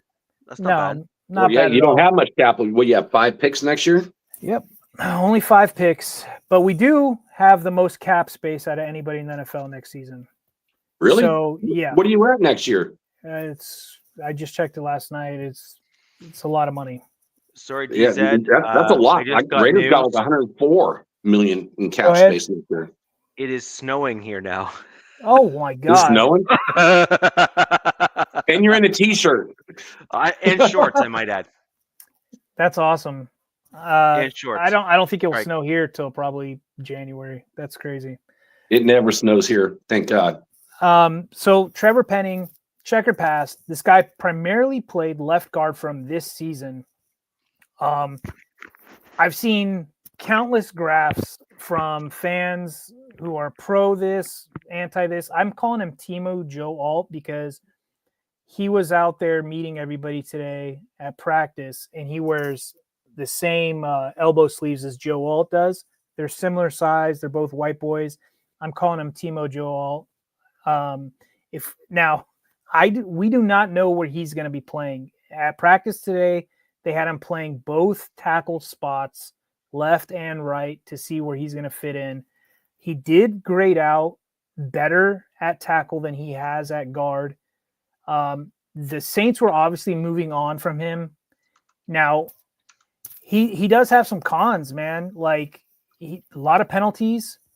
He does some stupid stuff. I mean, there's that one famous play where he threw the D lineman into his quarterback's legs. Like, dude, you do that, you're going to get shot in LA. They will kill this guy if he throws anybody into Justin Herbert. Like, but that would be the curse of your team right there. Oh, it would 100. Like we would have to like have a seance around the facility, in El Segundo. Now, what he does have is a nasty streak, which I like. He's a big guy. For some reason, Harbaugh has a, infatuation with giants. I mean, Joe Alt, Becton, now Penning, they're massive human beings. I don't think that's always a good thing, to be honest with you, because you guys heard what I said about Becton. He's been dealing with something. We don't even know if he's playing this week. I'd like him to play, but Foster Sorrell, who's been filling in at right guard, has been pretty damn good, and I think he got hurt the last game too. Go figure. It's like, there's a difference between being tall and big and just being a little shorter and overweight. Yeah. And so you're always getting hurt. All right. So I'm just like, I think this is what sucks. Chargers are 6-3, man, second place in the division. They're still in the playoff hunt, right? Like they're in the playoffs, but you lost both your tackles. Let me check private chat real quick. Need a minute. Okay. You're good. Lost both their tackles. That's not going to get you far in the playoffs if you make the playoffs. You've got a tough schedule coming up. Like from this upcoming game, from here on out, it's pretty tough.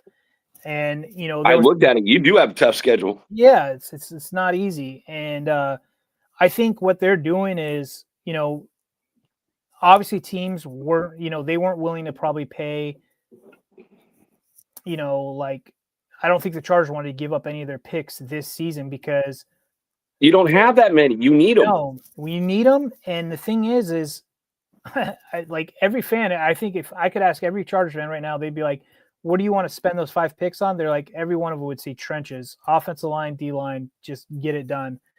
And anyways, this kind of feels like a soft punt on the season. That's my term for it. It's like, let's see how far we can go. But, you don't really have the confidence in going against some of these elite teams that you will see later on in the season or in the playoffs without your tackles. I mean, God, we saw it last year against the Texans, who Richie's team just went against. I mean, they just obliterated the edges with their line. So yeah, I'm not. When Rick comes back, I'm not looking forward to that discussion right there. That's for sure. And I think what they're like, I think we talked about it. I don't know if we said this before the show. It's about keeping Justin healthy. I mean, if anything happens to him, absolutely, 100%. Yeah, if anything bad happens at this stage of the season, that injury now goes through next season. Now, I guess we won't get into next week's game because we still got to talk about. I think we're going to talk about Bronco Raider game. Yeah, let's go into that. Actually, before we do that, to kind of segue into it. So we talked about your trade. So the Raiders made a big trade. They traded Jacoby Myers to Jacksonville, the team they just played against. Yeah, I thought that was kind of funny. Yeah, that was kind of didn't expect that one from them. I kind of was thinking the Steelers. What a tryout game? That makes total sense. It happens all the time. I mean, Tomlin was he was expecting them to make a trade, and I don't think they did. Well, what's funny, Richie, is there was a lot of people in chat, like insiders, saying, "Oh, even to the Broncos." I'm like, I can't see them trading to the Broncos. He's the same player as Sutton. I mean, they are very similar. Why would you want 2 Suttons? that Waddle trade to Denver was this close. It just Miami just wanted, a little higher than what I think the Broncos wanted to give up. So, it's kind of interesting, the trade with the Jets, right? So that actually kind of factors in, with this Myers trade. So the Jets gave up, they traded a player they got who's the defensive rookie of the year. One of my favorite guys coming out, defensive back. Oh, DB. Oh, yeah. Goss Sardner, 2 first rounders.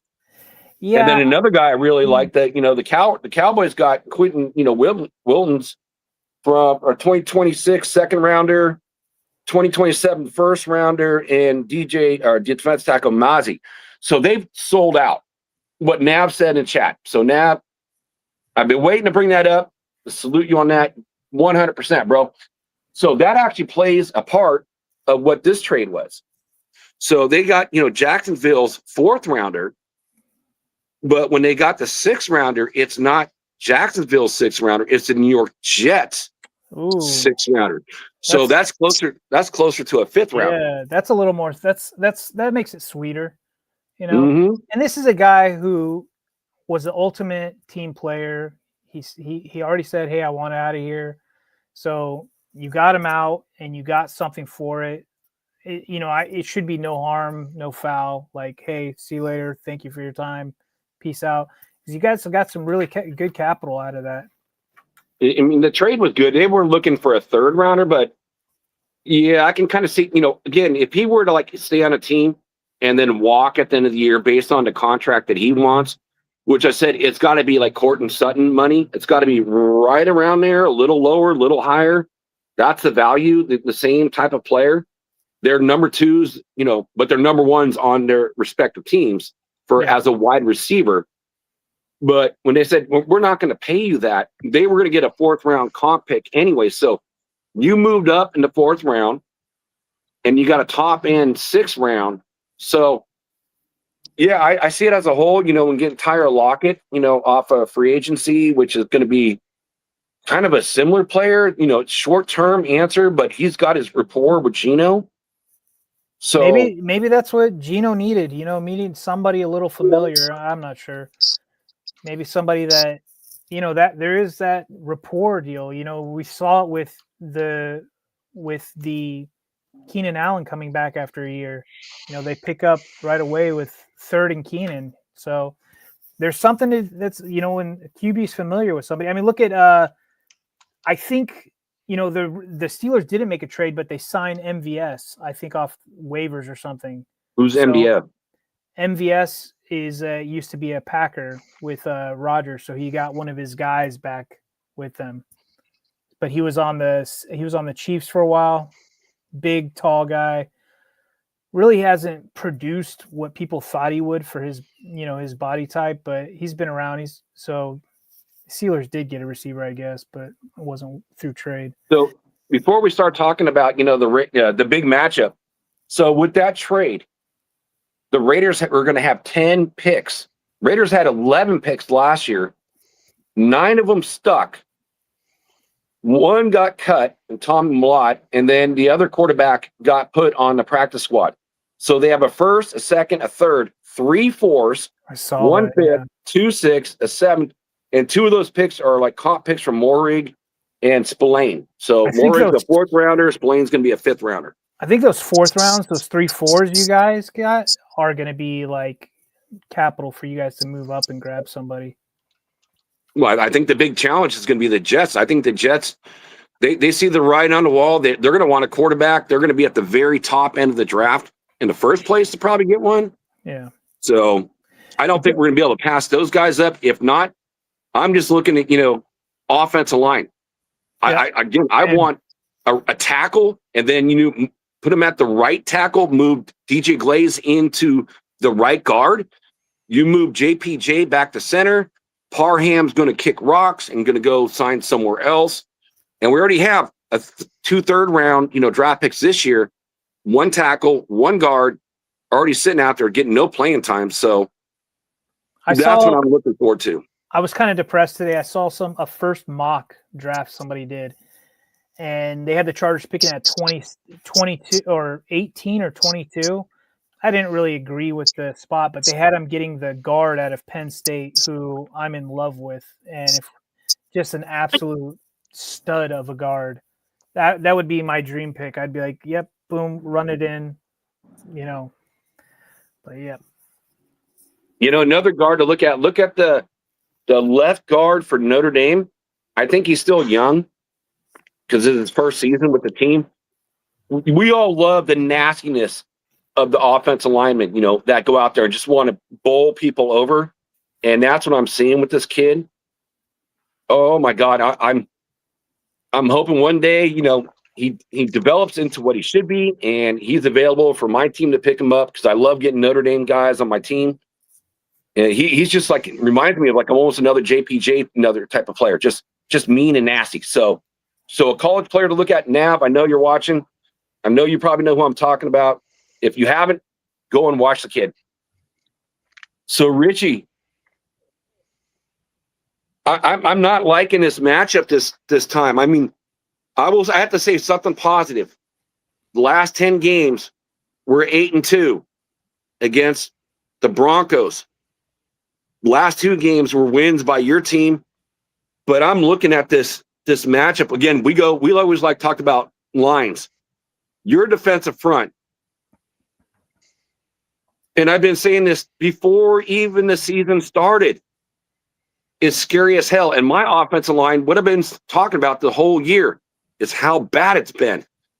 So this makes me really, really nervous. I know it's an AFC West division game, which, you know, they play a little bit closer because it's like that. And players step up. They try to perform harder. But Connor and Benito, especially Benito, I mean, goddamn. I mean, I know it slowed down the last couple weeks.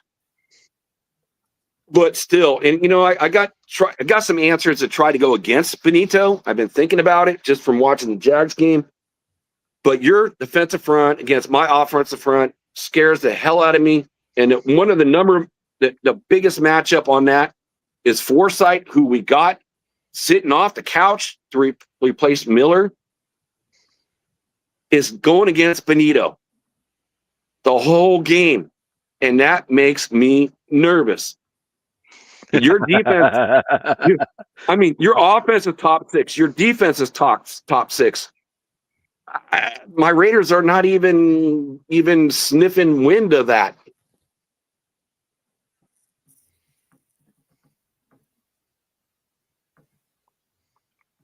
Hey, come on, Nav. Irish is always good to draft. So Jack, I just wanted to pull in some quick stats here, raw stats. So Navman and I are of the same ilk, it would seem, in terms of what I would want to reference in terms of coming into this game. I don't want to get into these next gen stats and read into kind of whatever some team wants to pay some company to try to put out in terms of how good or how bad they are. I'm simply looking at the raw data that we're seeing coming into this. The average points per game over the last 6 games for my Denver Broncos, I only went with 6 just because those are the games that the Broncos have won so far.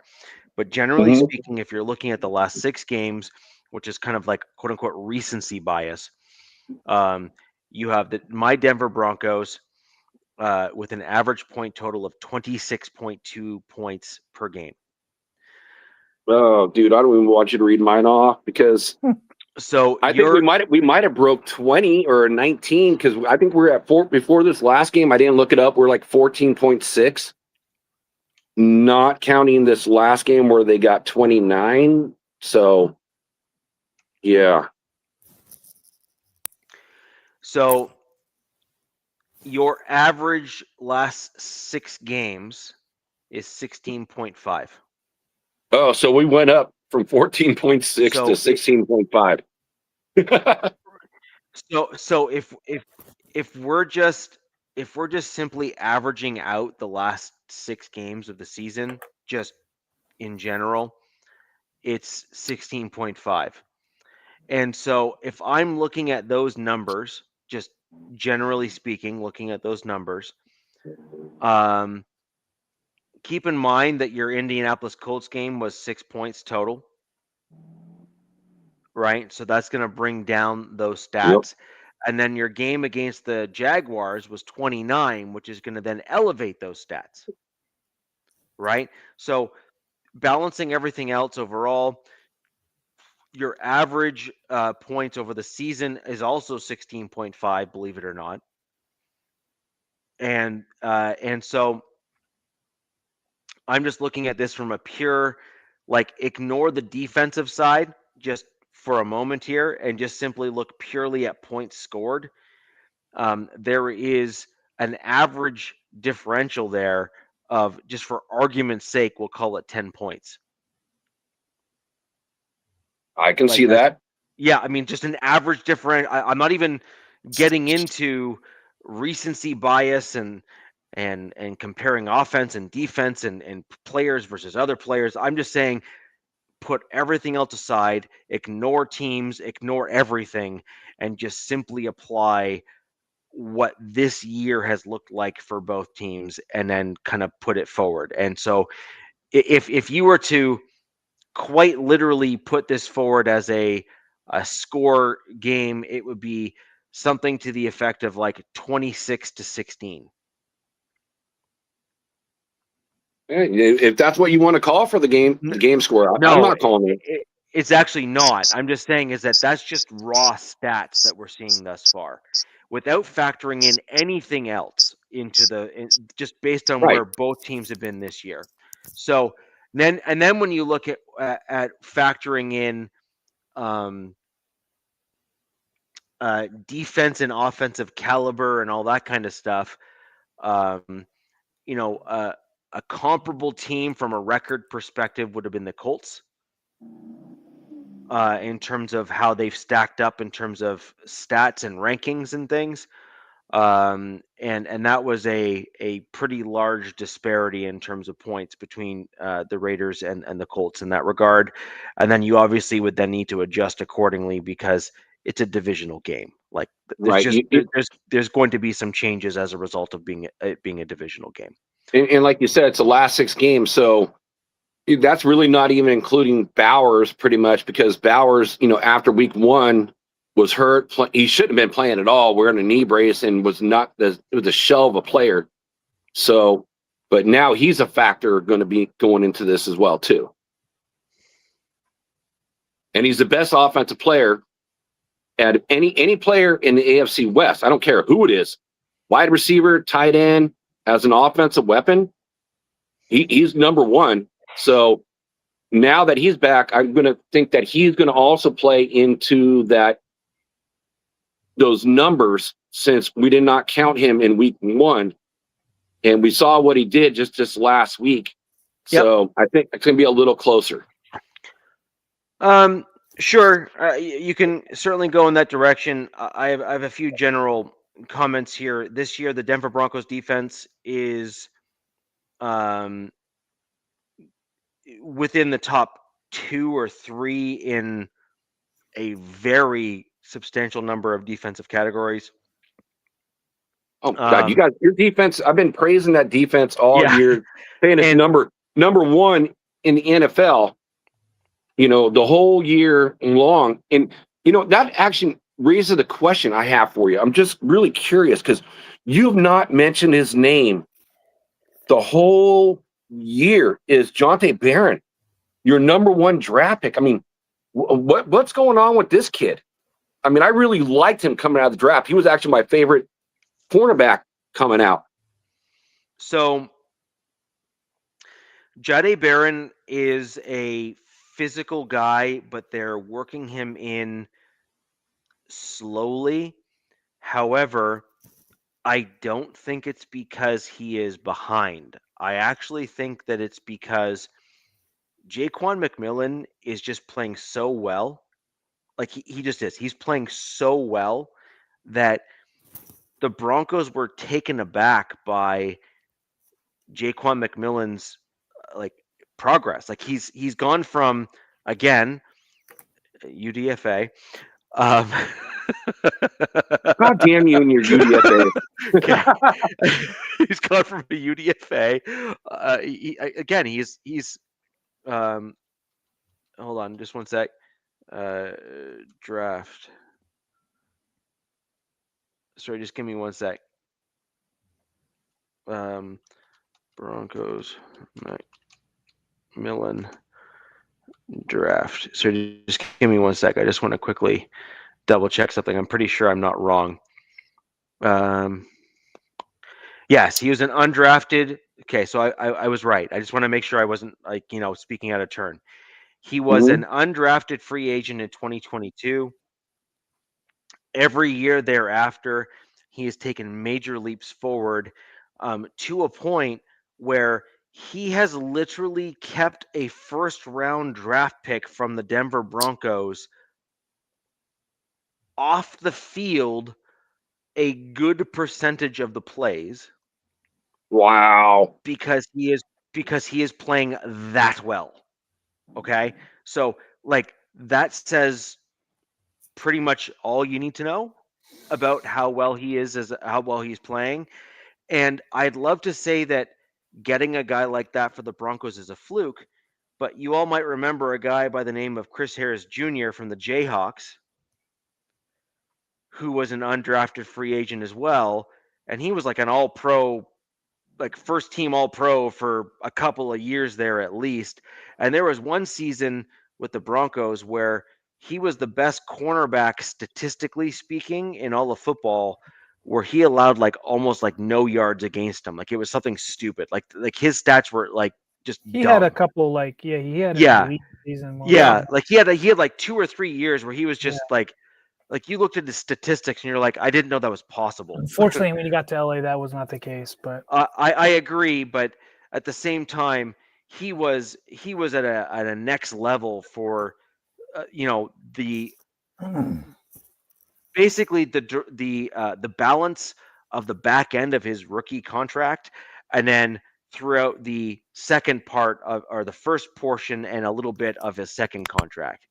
But either way, Jaquan McMillan is looking to be kind of like the second coming of a Chris Harris Jr. in terms of undrafted free agent corner who is just that good. And then Jahdae Barron is kind of stepping in as kind of an additional nickel dime guy who's able to tackle and be more physical. So he's stepping in place of, say, what you would otherwise have as a linebacker on the field when you want more speed. And Jahdae Barron is a very physical player. He is playing very well. He is making great plays when he is on the field. But the fact remains is that Jaquan McMillan is just playing so well that you can't pull him off. Like, it is actually detrimental to play your first-round cornerback who in his own right has already played well enough to be a starter. So it's dude, I hate that. Yeah. So, I mean, that's not like a bragging piece. It's just simply the stats and frankly the tape, like the film that you're seeing on field, is what it is. It's just that's the facts. Now on the flip side of this game here, I believe that there's a few things that you're going to have to concern yourself with. One is Riley Moss gets picked on a lot in terms of the fact that he gets thrown at a lot. But if you look at his Certain. Right. And so, but the thing is, when you actually look at his pass breakups, pass completed, and all those other statistics, the dude's unreal. He's top 5, Richie. I know. He's top 5. Yeah. No, but he's top 5, but he's within like the top tier of cornerbacks targeted. That's what I mean. But he's still top 5 of not letting completions. Right. So let that sink in. You are targeted likely the most amongst like cornerbacks that are in that top 5 ranking because you're opposite to Pat Surtain, and you still get yourself ranked top 5. Right. The only thing is that I mean, that's a sick stat, but the one thing I will say, is, for Riley Moss, though, at the same time, he's a very handsy, cornerback, and he's tied in the NFL with the most penalties with 8. Yep. So he gets your hands on you. It's like, how much he's like a player, which would be like a Raiders player. I'm going to put my hands on you, and I'm going to get away with whatever I can get away with. And if I don't get away with it, then I don't get away with it. Yeah. So that leads to my question. That leads to another question for our teams playing each other, because he's one of the guys that I circled because Patrick Surtain is out. And we talked about this last year on the show that I said Patrick Surtain was the only player that actually kept Bowers in check. I think he had like 40 yards in one game. No one's done that the whole year in his rookie breaking yards for the whole season. So now I'm looking at it's going to be Greenlaw, Hufafa. I don't know Hufunga. Hufunga, is that how you say it? Yeah. And then Moss are going to be the 3 guys that are going to have to try to contain him. Yep. And that's the way I see it. I mean, do you agree? Like, or is there like a different order of the players, or just like one of the guys that again, your team is now switching from man to man with Surtain going out to going a lot more zone because Surtain is out. So it's changing up your defensive, structure and what they're doing. So here, let me answer the general question. And Nav, I wanted to group these together. I did not ignore your question, but Jack answered asked the same question. I'm going to group my answer together for both of you. Greenlaw is in. Hufunga is in. Jones is in. Riley Moss is in. And in addition to that, Jahdae Barron is in. Now, a few things to factor into the equation. Jahdae Barron is lightning fast, and he's very sticky in coverage. I could see him coming in more and playing that coverage role that you saw from Surtain. I could also see Riley Moss, Greenlaw, and perhaps even Brendan Jones and Hufunga, by the way, all picking up the slack as it pertains to Brock Bowers. The other thing to keep in mind when you saw Surtain stay on Brock Bowers last year was the fact that we had PJ Locke, who very much struggled in pure coverage as an aside. And so what you're going to be able to do within this defense here, moving to slightly more zone, which, by the way, you are absolutely correct about, that Vance Joseph has moved from pure man. By the way, the Broncos, up until when Pat Surtain went out with injury, we played man-to-man coverage like not even close. Like nobody was close to the amount of man-to-man coverage as the Denver Broncos. Like the Denver Broncos were far and away the most man-to-man coverage of any team in the NFL. It makes sense. You got the defensive player of the year in Surtain. So, I mean, you eliminated whoever that was. Whoever's going against him, eliminated. Right. You have Surtain and Riley Moss, who are both very capable man-to-man guys. In addition to that, you also have Jaquan McMillan, who can handle his own. And then we also went out and got Hufunga and Jones, who are also more than capable of handling their guys on their own as well. So you have an incredibly capable defensive backfield, like an incredible capable backfield there. Now, to answer the actual question that was there, moving to slightly more zone, you're going to be able to cheat guys over and move them around in order to help out in that regard. And you also have extraordinarily capable defensive backs, even with Pat Surtain out. And so I would envision that you're going to see, depending on what your scheme is and how it looks like and all that kind of stuff, Brock Bowers is going to get his yards. He's going to get some decent plays, and he's going to get some catches that you would rather him not get. The difference is going to be, is he going to be able to make a true difference when it comes to touchdowns and red zone threats? And I think that that's where the zone scheme is going to come into play.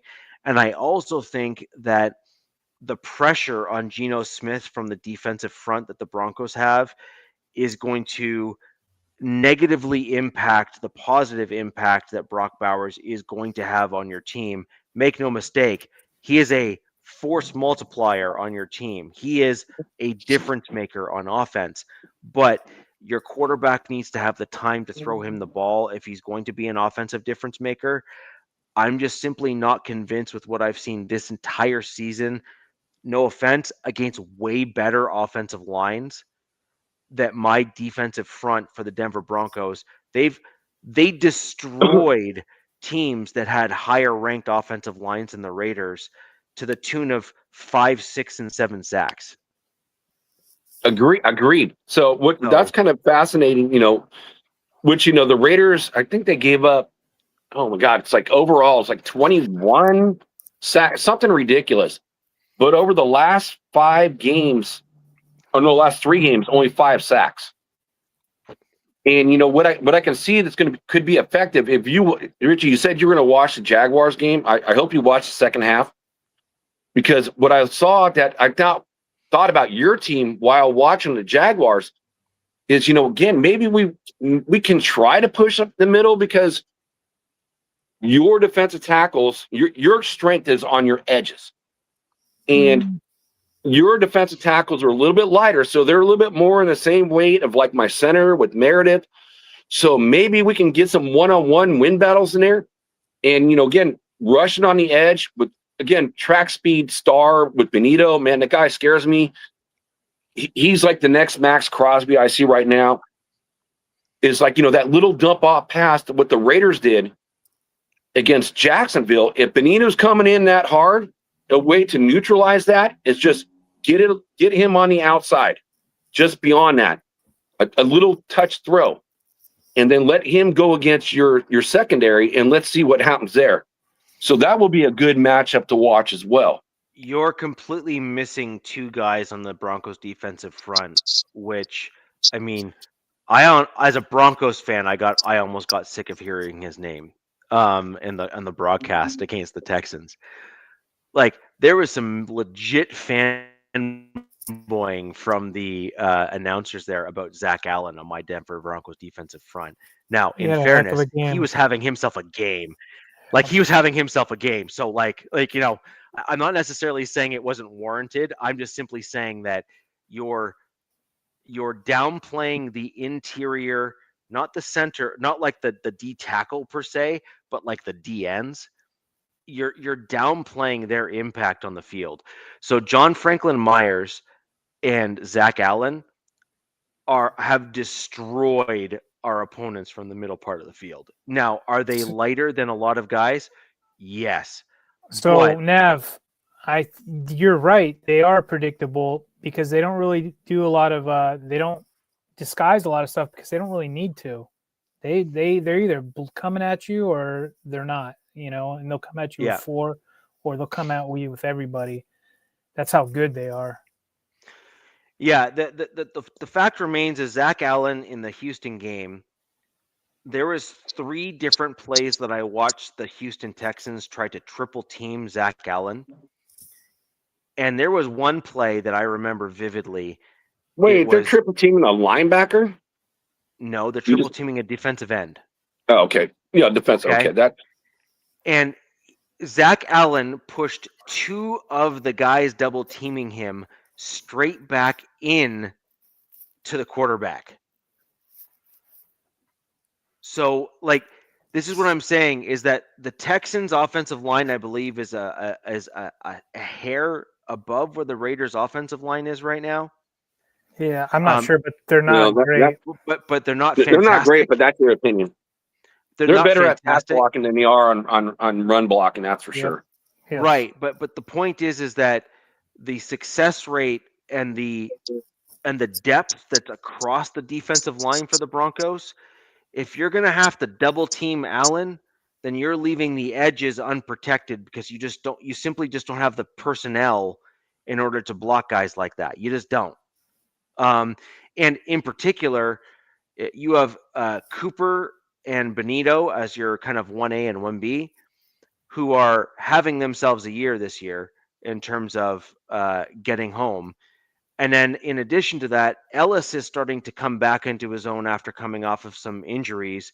I expect him to have a decent game against the Raiders as well. Richie, what do you guys have, 40 sacks? Yeah, something stupid.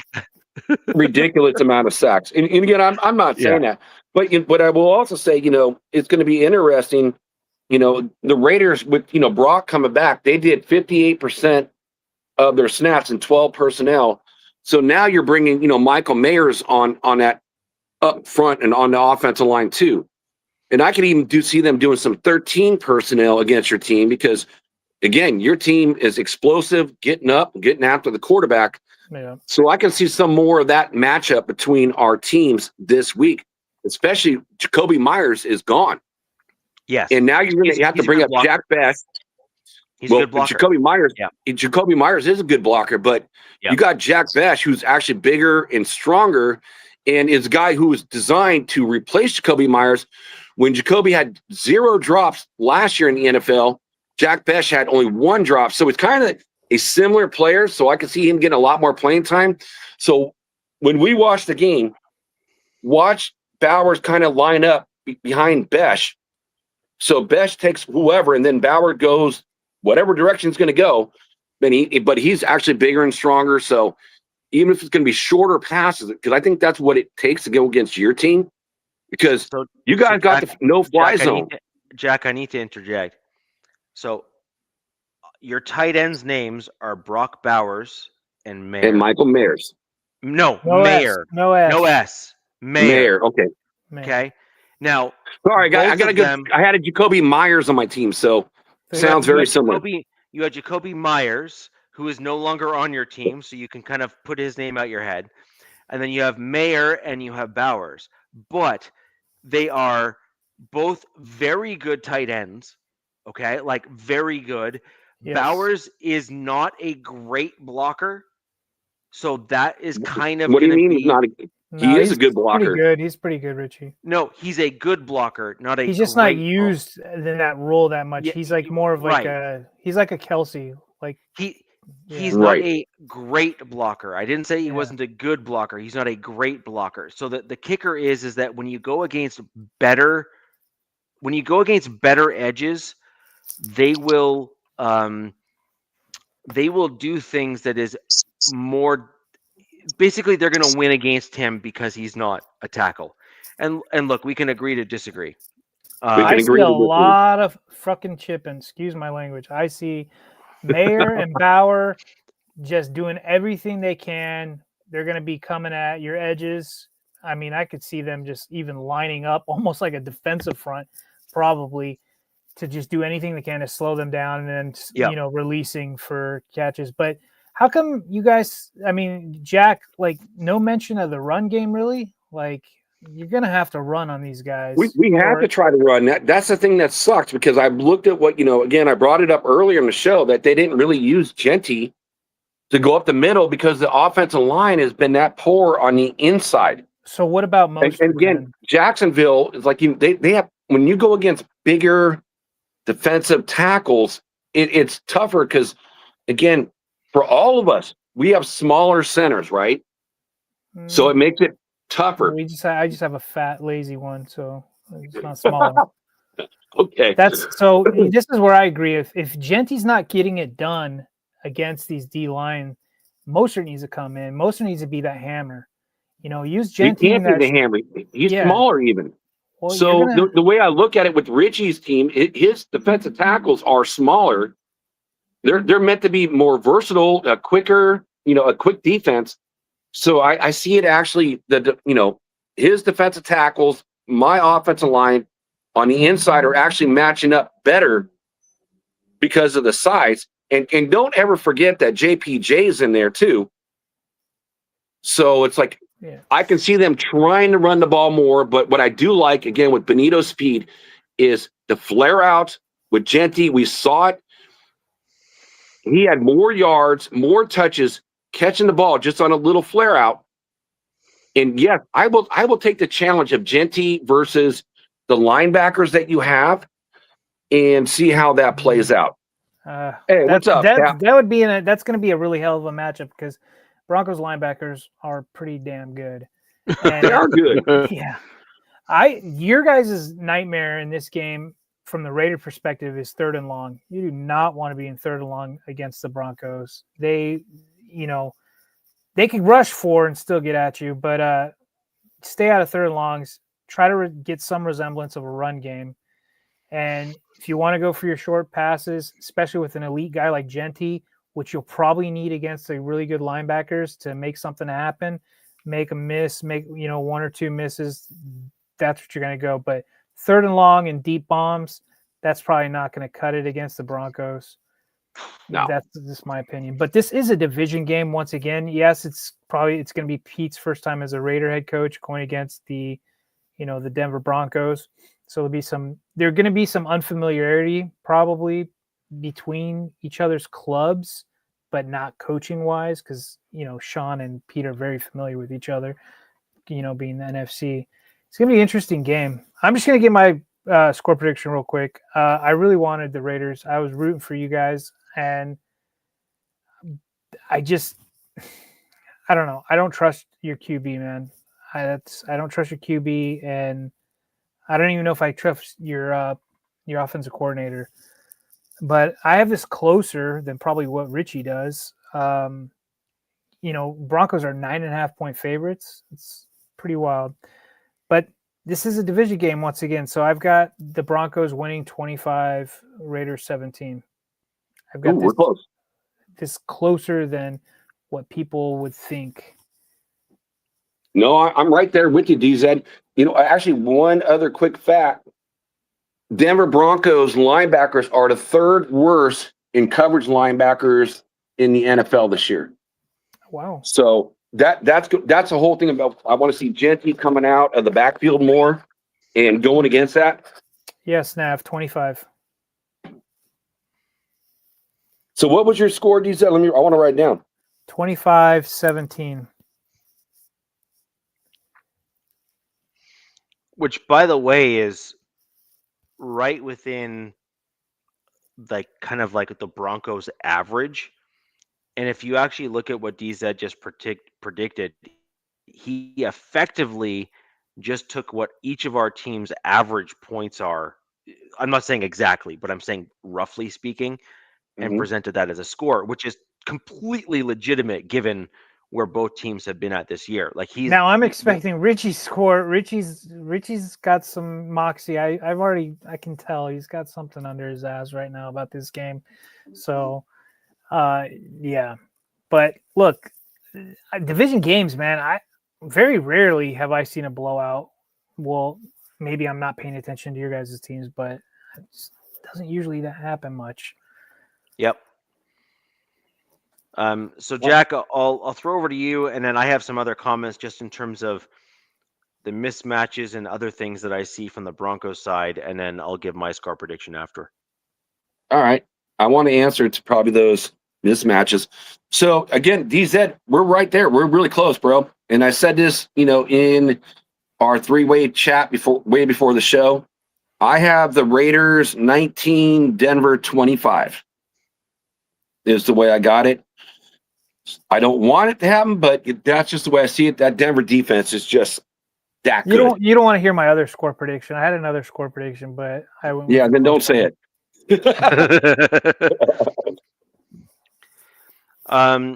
So I think there's a few things here in this game that are going to be problematic.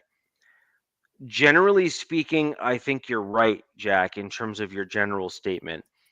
The Broncos linebacking core, their weakness is their coverage ability, although with Greenlaw back, that has largely changed. He's a better sideline to sideline linebacker. And in addition to that, what you've seen is with Greenlaw and Singleton, in particular in the Houston game, with Greenlaw being back with Singleton, is Stranad was very aggressive, and that's what allowed some of his plays to be so good. But then the other problem you ended up with was what I refer to as the Justin Simmons effect, which is if you get too aggressive by trying to just make the hero play, it's all about me and my stats, you run the risk of actually completely whiffing on the play altogether because you're not staying within your lane. You're overcompensating for errors and problems. And Singleton then tried to cheat over to then help Stranad with some of those gaps and issues because he was kind of overcompensating. Singleton is no longer needing to do that with Greenlaw on the other side. Greenlaw, in and of himself, is certainly capable of being the green dot player himself. Singleton is the green dot on the Broncos and the linebacking core. And so you have two guys that are effectively leaders in their own rights, and you're seeing better linebacking play now with the two of them out there together, which I believe was actually the plan all along when we brought in Greenlaw to begin with. And Greenlaw is going to play in this game, and I think you're going to continue to see those progressions forward. In addition to that, Jahdae Barron, as we spoke about earlier, depending on what schemes and how you bring out in terms of who's playing where, when, why, all that kind of stuff, you're going to likely see Jahdae Barron step in those coverage style plays, who will step in for Greenlaw rather than Singleton, and will then be able to add an additional layer of coverage ability on those plays and block other guys. So Singleton will likely remain as the green dot player that's out there in the linebacking core. And then when we move into the nickel and dime stuff, you'll end up with Jahdae Barron out there as the additional defensive back. And he's a guy that can actually cover and run with faster, whether it be wide receivers, running backs, or tight ends like a Brock Bowers or even a Mayer. Notice the no S there, Nav. I know how to pronounce the name. With regards to everything else overall, my general prediction here is I just think that there's an offset to what you're talking about here, where I think the pressure from the defensive line is going to be a little bit too much for the offensive line of the Raiders, and I think that the Broncos have proven that over the course of the year. I also think that your quarterback has shown that when pressure comes in a regular fashion, it speeds up his clock and forces errors, and I think that that's an issue in and of itself. We also saw that from much better quarterbacks, no offense, in the league thus far that the Broncos have played, where the defense, as a result of their pressure, has forced poor plays or bad plays from them that are atypical, for example, from what you're used to seeing from them as well. So my general score prediction, and as I said at the beginning of the show, DZ, you're not necessarily wrong with my general sentiment here. I do think this is going to be a bigger disparity in score than a typical divisional game, simply because of the defensive strength of the Broncos and how they have played this year, in addition to the fact that there is a certain ascension of elements of the offense of the Broncos over the last couple weeks, where the mistakes, even against really good defenses, have not necessarily reared their ugly heads as they did against teams like the Jets. So my general prediction is actually a little bit higher than yours. And I don't have the Raiders actually scoring a touchdown in this, but I do have a bunch of field goals. So I'm looking at this one as 15 as the point total for the Raiders, which is just a hair below kind of what your average score has been, again, factoring in divisional rivalry game. However, I think this is going to be a bit of a blowout on the offensive side, not purely on the offensive side for the Broncos, but I actually think that there's going to be some defensive points put on the board for the Broncos as a result of the pressure. And I have this as a 35-point game for the Broncos. Wow. Okay. I'm 35-15. Yeah, 35-15. Yeah, 35-15. Yeah. Man, fives are coming in hot. Yeah. Yeah, fives are coming in hot. Rich has got double fives. So one thing that's going to be interesting to see, like, on the opposite side, why you're not going to get 35 points, is that Lonnie Johnson Jr. is going to be coming back this week. He's actually the one pure free safety the Raiders have. So now that relieves Polamalu from having to be that free safety guy. Now he comes back in the box. And then you got Jeremy Chin. Now he can move over to the big slot safety player, which is going to give your team heck in trying to get catches, run the ball for sure. So that's going to change up this defense. That's what it was supposed to be from day one, and it's finally happening. So let's see if you get 35. It's gonna be a fun game. I'm actually excited. But on Captain Jack's comment, that's actually not true. The last 3 or 4 games, I actually picked the Raiders to win, and they won. Like I have been pretty bullish, as in like I actually don't think the Broncos were a particularly well matched team against the Raiders up until this season. Like I there's been a shift. And in large part, I expected the Raiders to actually do better this year than they are. 7-2 smug. It's come on. It's that pedigree. No, it's more along the lines of the defense is playing. The Broncos made defensive changes this year that have actually impacted more positively than I expected in the offseason. And so those changes are kind of showing themselves throughout the season.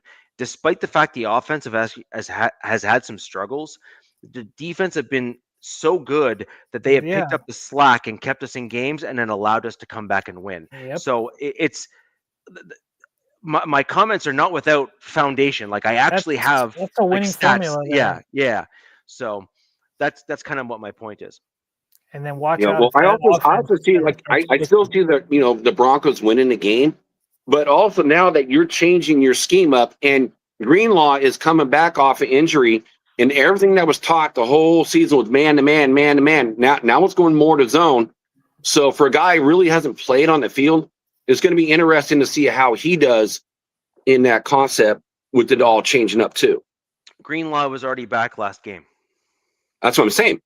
But I mean, that's the first game back. And it's like you're changing from a man-to-man scheme to a zone scheme. No, so he's got one. We changed to a zone scheme for the Houston Texans game.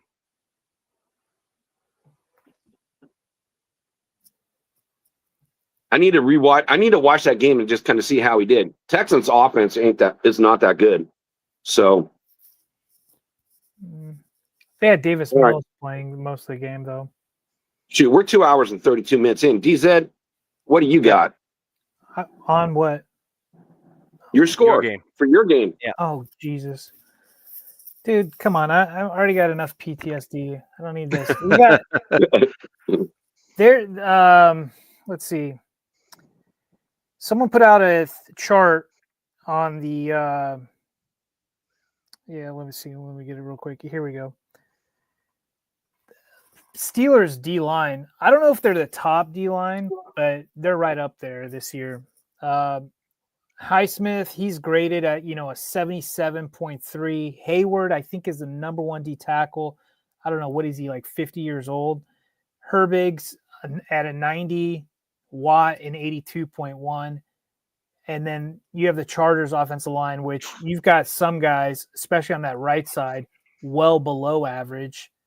I think from the center over is well below average.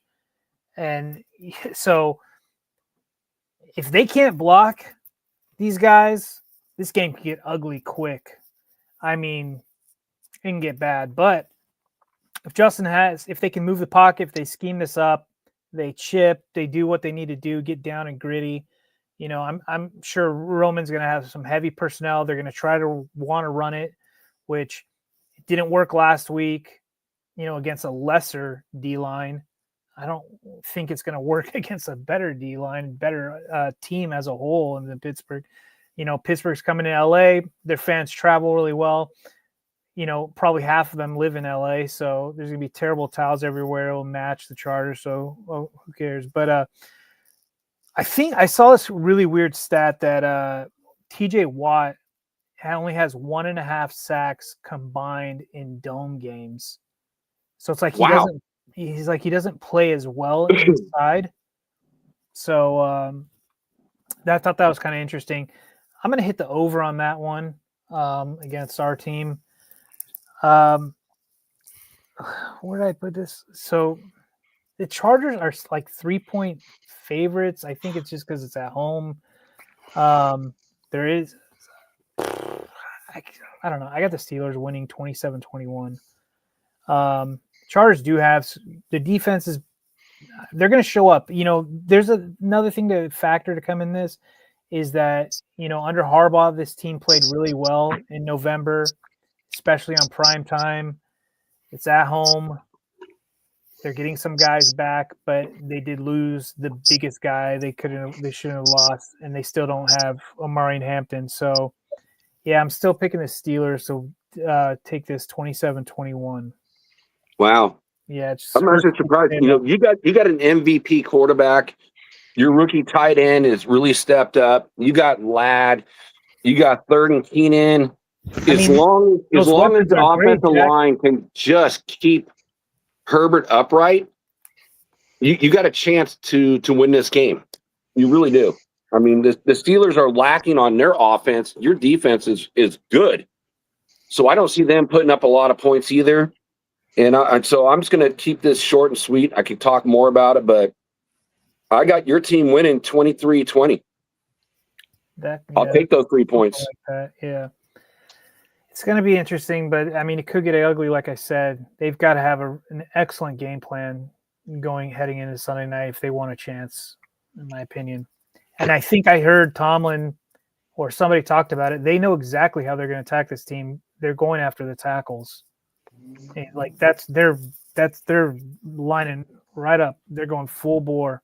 They're going to make Justin make mistakes or get rid of the ball quick. That's their whole MO probably. Yeah. So I'm not going to get into any of the details. We'll do that next week on the show. My score prediction is going to be 24-20 Steelers. I think the loss of Joe Alt is a big deal. We've seen what happens against teams that have good D lines in that fashion. So I think it's going to be a close game, but ultimately I think the Steelers are starting to kind of come into their own a little bit. And I think that the injuries on the Chargers is going to. I mean, that Steelers D line. I think they held like JT to like 40 yards, 44 yards or something. Yeah. And then they also held who was it? Saquon Barkley. I don't know if it was. They've held some running backs to like damn near nothing, and they punked that offensive line. That Colts O-line, damn near elite in my opinion. Yes, they are elite. But there was an anomaly in that game, and I kind of said that before this show. I mean, 6 turnovers and 5 sacks against the Colts? Like, I don't know what the hell. They either are that team, or they had a great plan, or the Colts, like, that was just a bad matchup. That's weird. Like, I don't know. Great coaches adapt.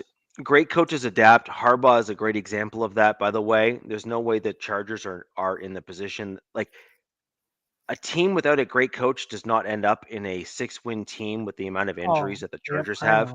So, like, let's just call a duck a duck. Tomlin is that guy as well. Oh, like, he's an excellent coach. I'm sorry, like, he is that dude, right? Yeah. So, like, he is that dude. Let's just awesome coach. Like, let's just call that exactly what it is. And guys like him, guys who are in that position, they know what to do. They know how to do it. They know why to do it. They know all the different stuff. They know how to, galvanize the troops, et cetera, et cetera, et cetera. My point here is this is going to be a bit of a blood in the water game. This is going to be, like this is like very much so, right? This is going to be you're either going to have Penning and or, your other guys that you have on your roster that kind of have an outstanding game, shock everyone, and you end up winning again because Harbaugh is a great coach too. Like, again, like the point is like, you're not dealing with a slouch in Harbaugh either. But at the end of the day, at some point, there is a breaking point in terms of injuries and guys you have or don't have. And you can only do so much for so long to kind of, keep away the riffraff from getting at Herbert before it has an impact. And I think that with the loss of Joe Alt and the fact that it is 1 week away from losing Joe Alt, a fully flushed out plan on how to address that new loss. I know Alt was gone for a little bit and then came back, but it's a new loss that you're still having to now think of a long-term, broader plan for. I'm pretty sure all our losses when we're with Alt out. So the 3 losses we have, no Joe Alt. Yeah. So my gut reaction on this is kind of what I said before. Is I think that I think Harbaugh will find a way. I just don't believe it's this week. Yeah, Okay, like that's my comment, right? It's just not this week. My biggest thing is like this is where the defense needs to have a game, in my opinion. Like, hey, Justin, we got your back, bro. Like, let us try to get some of this stuff, and that's what my hope is. But Richie, I agree with you. They smell blood in the water, and why not, man? Go after it, Veteran coaches do veteran coach things, and I think Tomlin's that guy, and I think Tomlin galvanizes his team to do those things in the right moments. There's a reason why he's never had an actual losing season. Yeah. Right? Like they probably should have, just to benefit their club, but they haven't. Yeah, and so just to make everyone else in the NFL happy. Yeah, that says a lot about him as a coach and what he's able to do with not a lot, for example. So anyways, Are my Chiefs on a bye, guys? By real quick, are they? What's their deal? Who they got? Anybody know? Are they on a bye? I don't know. No, I didn't look it up. If you're going to look that up, I do have an interesting fact. The Chiefs play. Oh, they do play games. They have a bye in week 10. Okay. They have a bye. All right. So we don't have to worry about them. All right, cool. So they will not win and they will not lose. So that means that we by the hope end of they this lose week, they will on their bye week, 5-4. Richie. They need to lose on their bye week. I agree. All right, quick. So the question is fact. Sorry, go ahead, Richie. Well, I was going to say the question is, does someone do something stupid on the bye week for the Chiefs? We pray and hope, but right. No matter what, they get away with it. We all hope that. Kelsey, he had 100 touchdowns, which, this is from last week. He tied Priest Holmes with 100 TDs to be number one on the list. Damn. Patrick Mahomes, 9 years from, being a rookie to now, is tied Dan Marino to have the most 3 touchdowns in a game. Wow. In games, so. Yeah. So, anyways, guys, the Chiefs have obviously had a good stretch there with Mahomes and Reed being together. Much like the Patriots, though, there comes a time where you can't keep the band together, and unless you have a long-term plan. What you just said made me think of something, and I know you're on these. They're negative in cap next year. Yes. They're almost at the bottom. Yeah.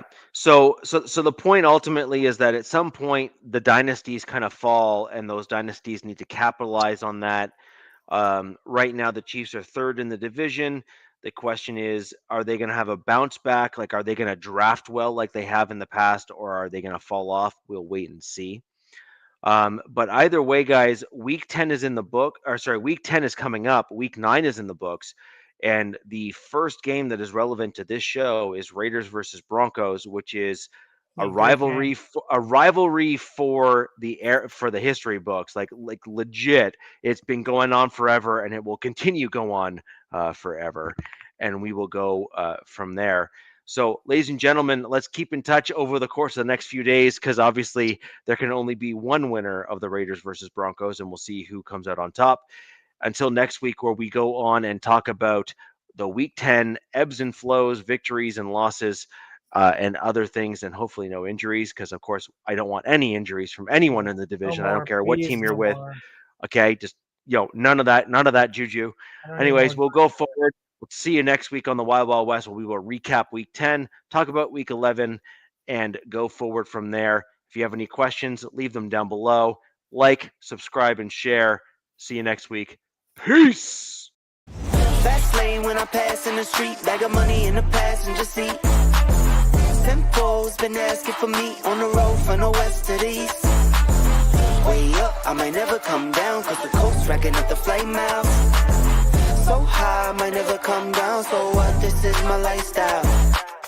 Wait a minute, work hard for the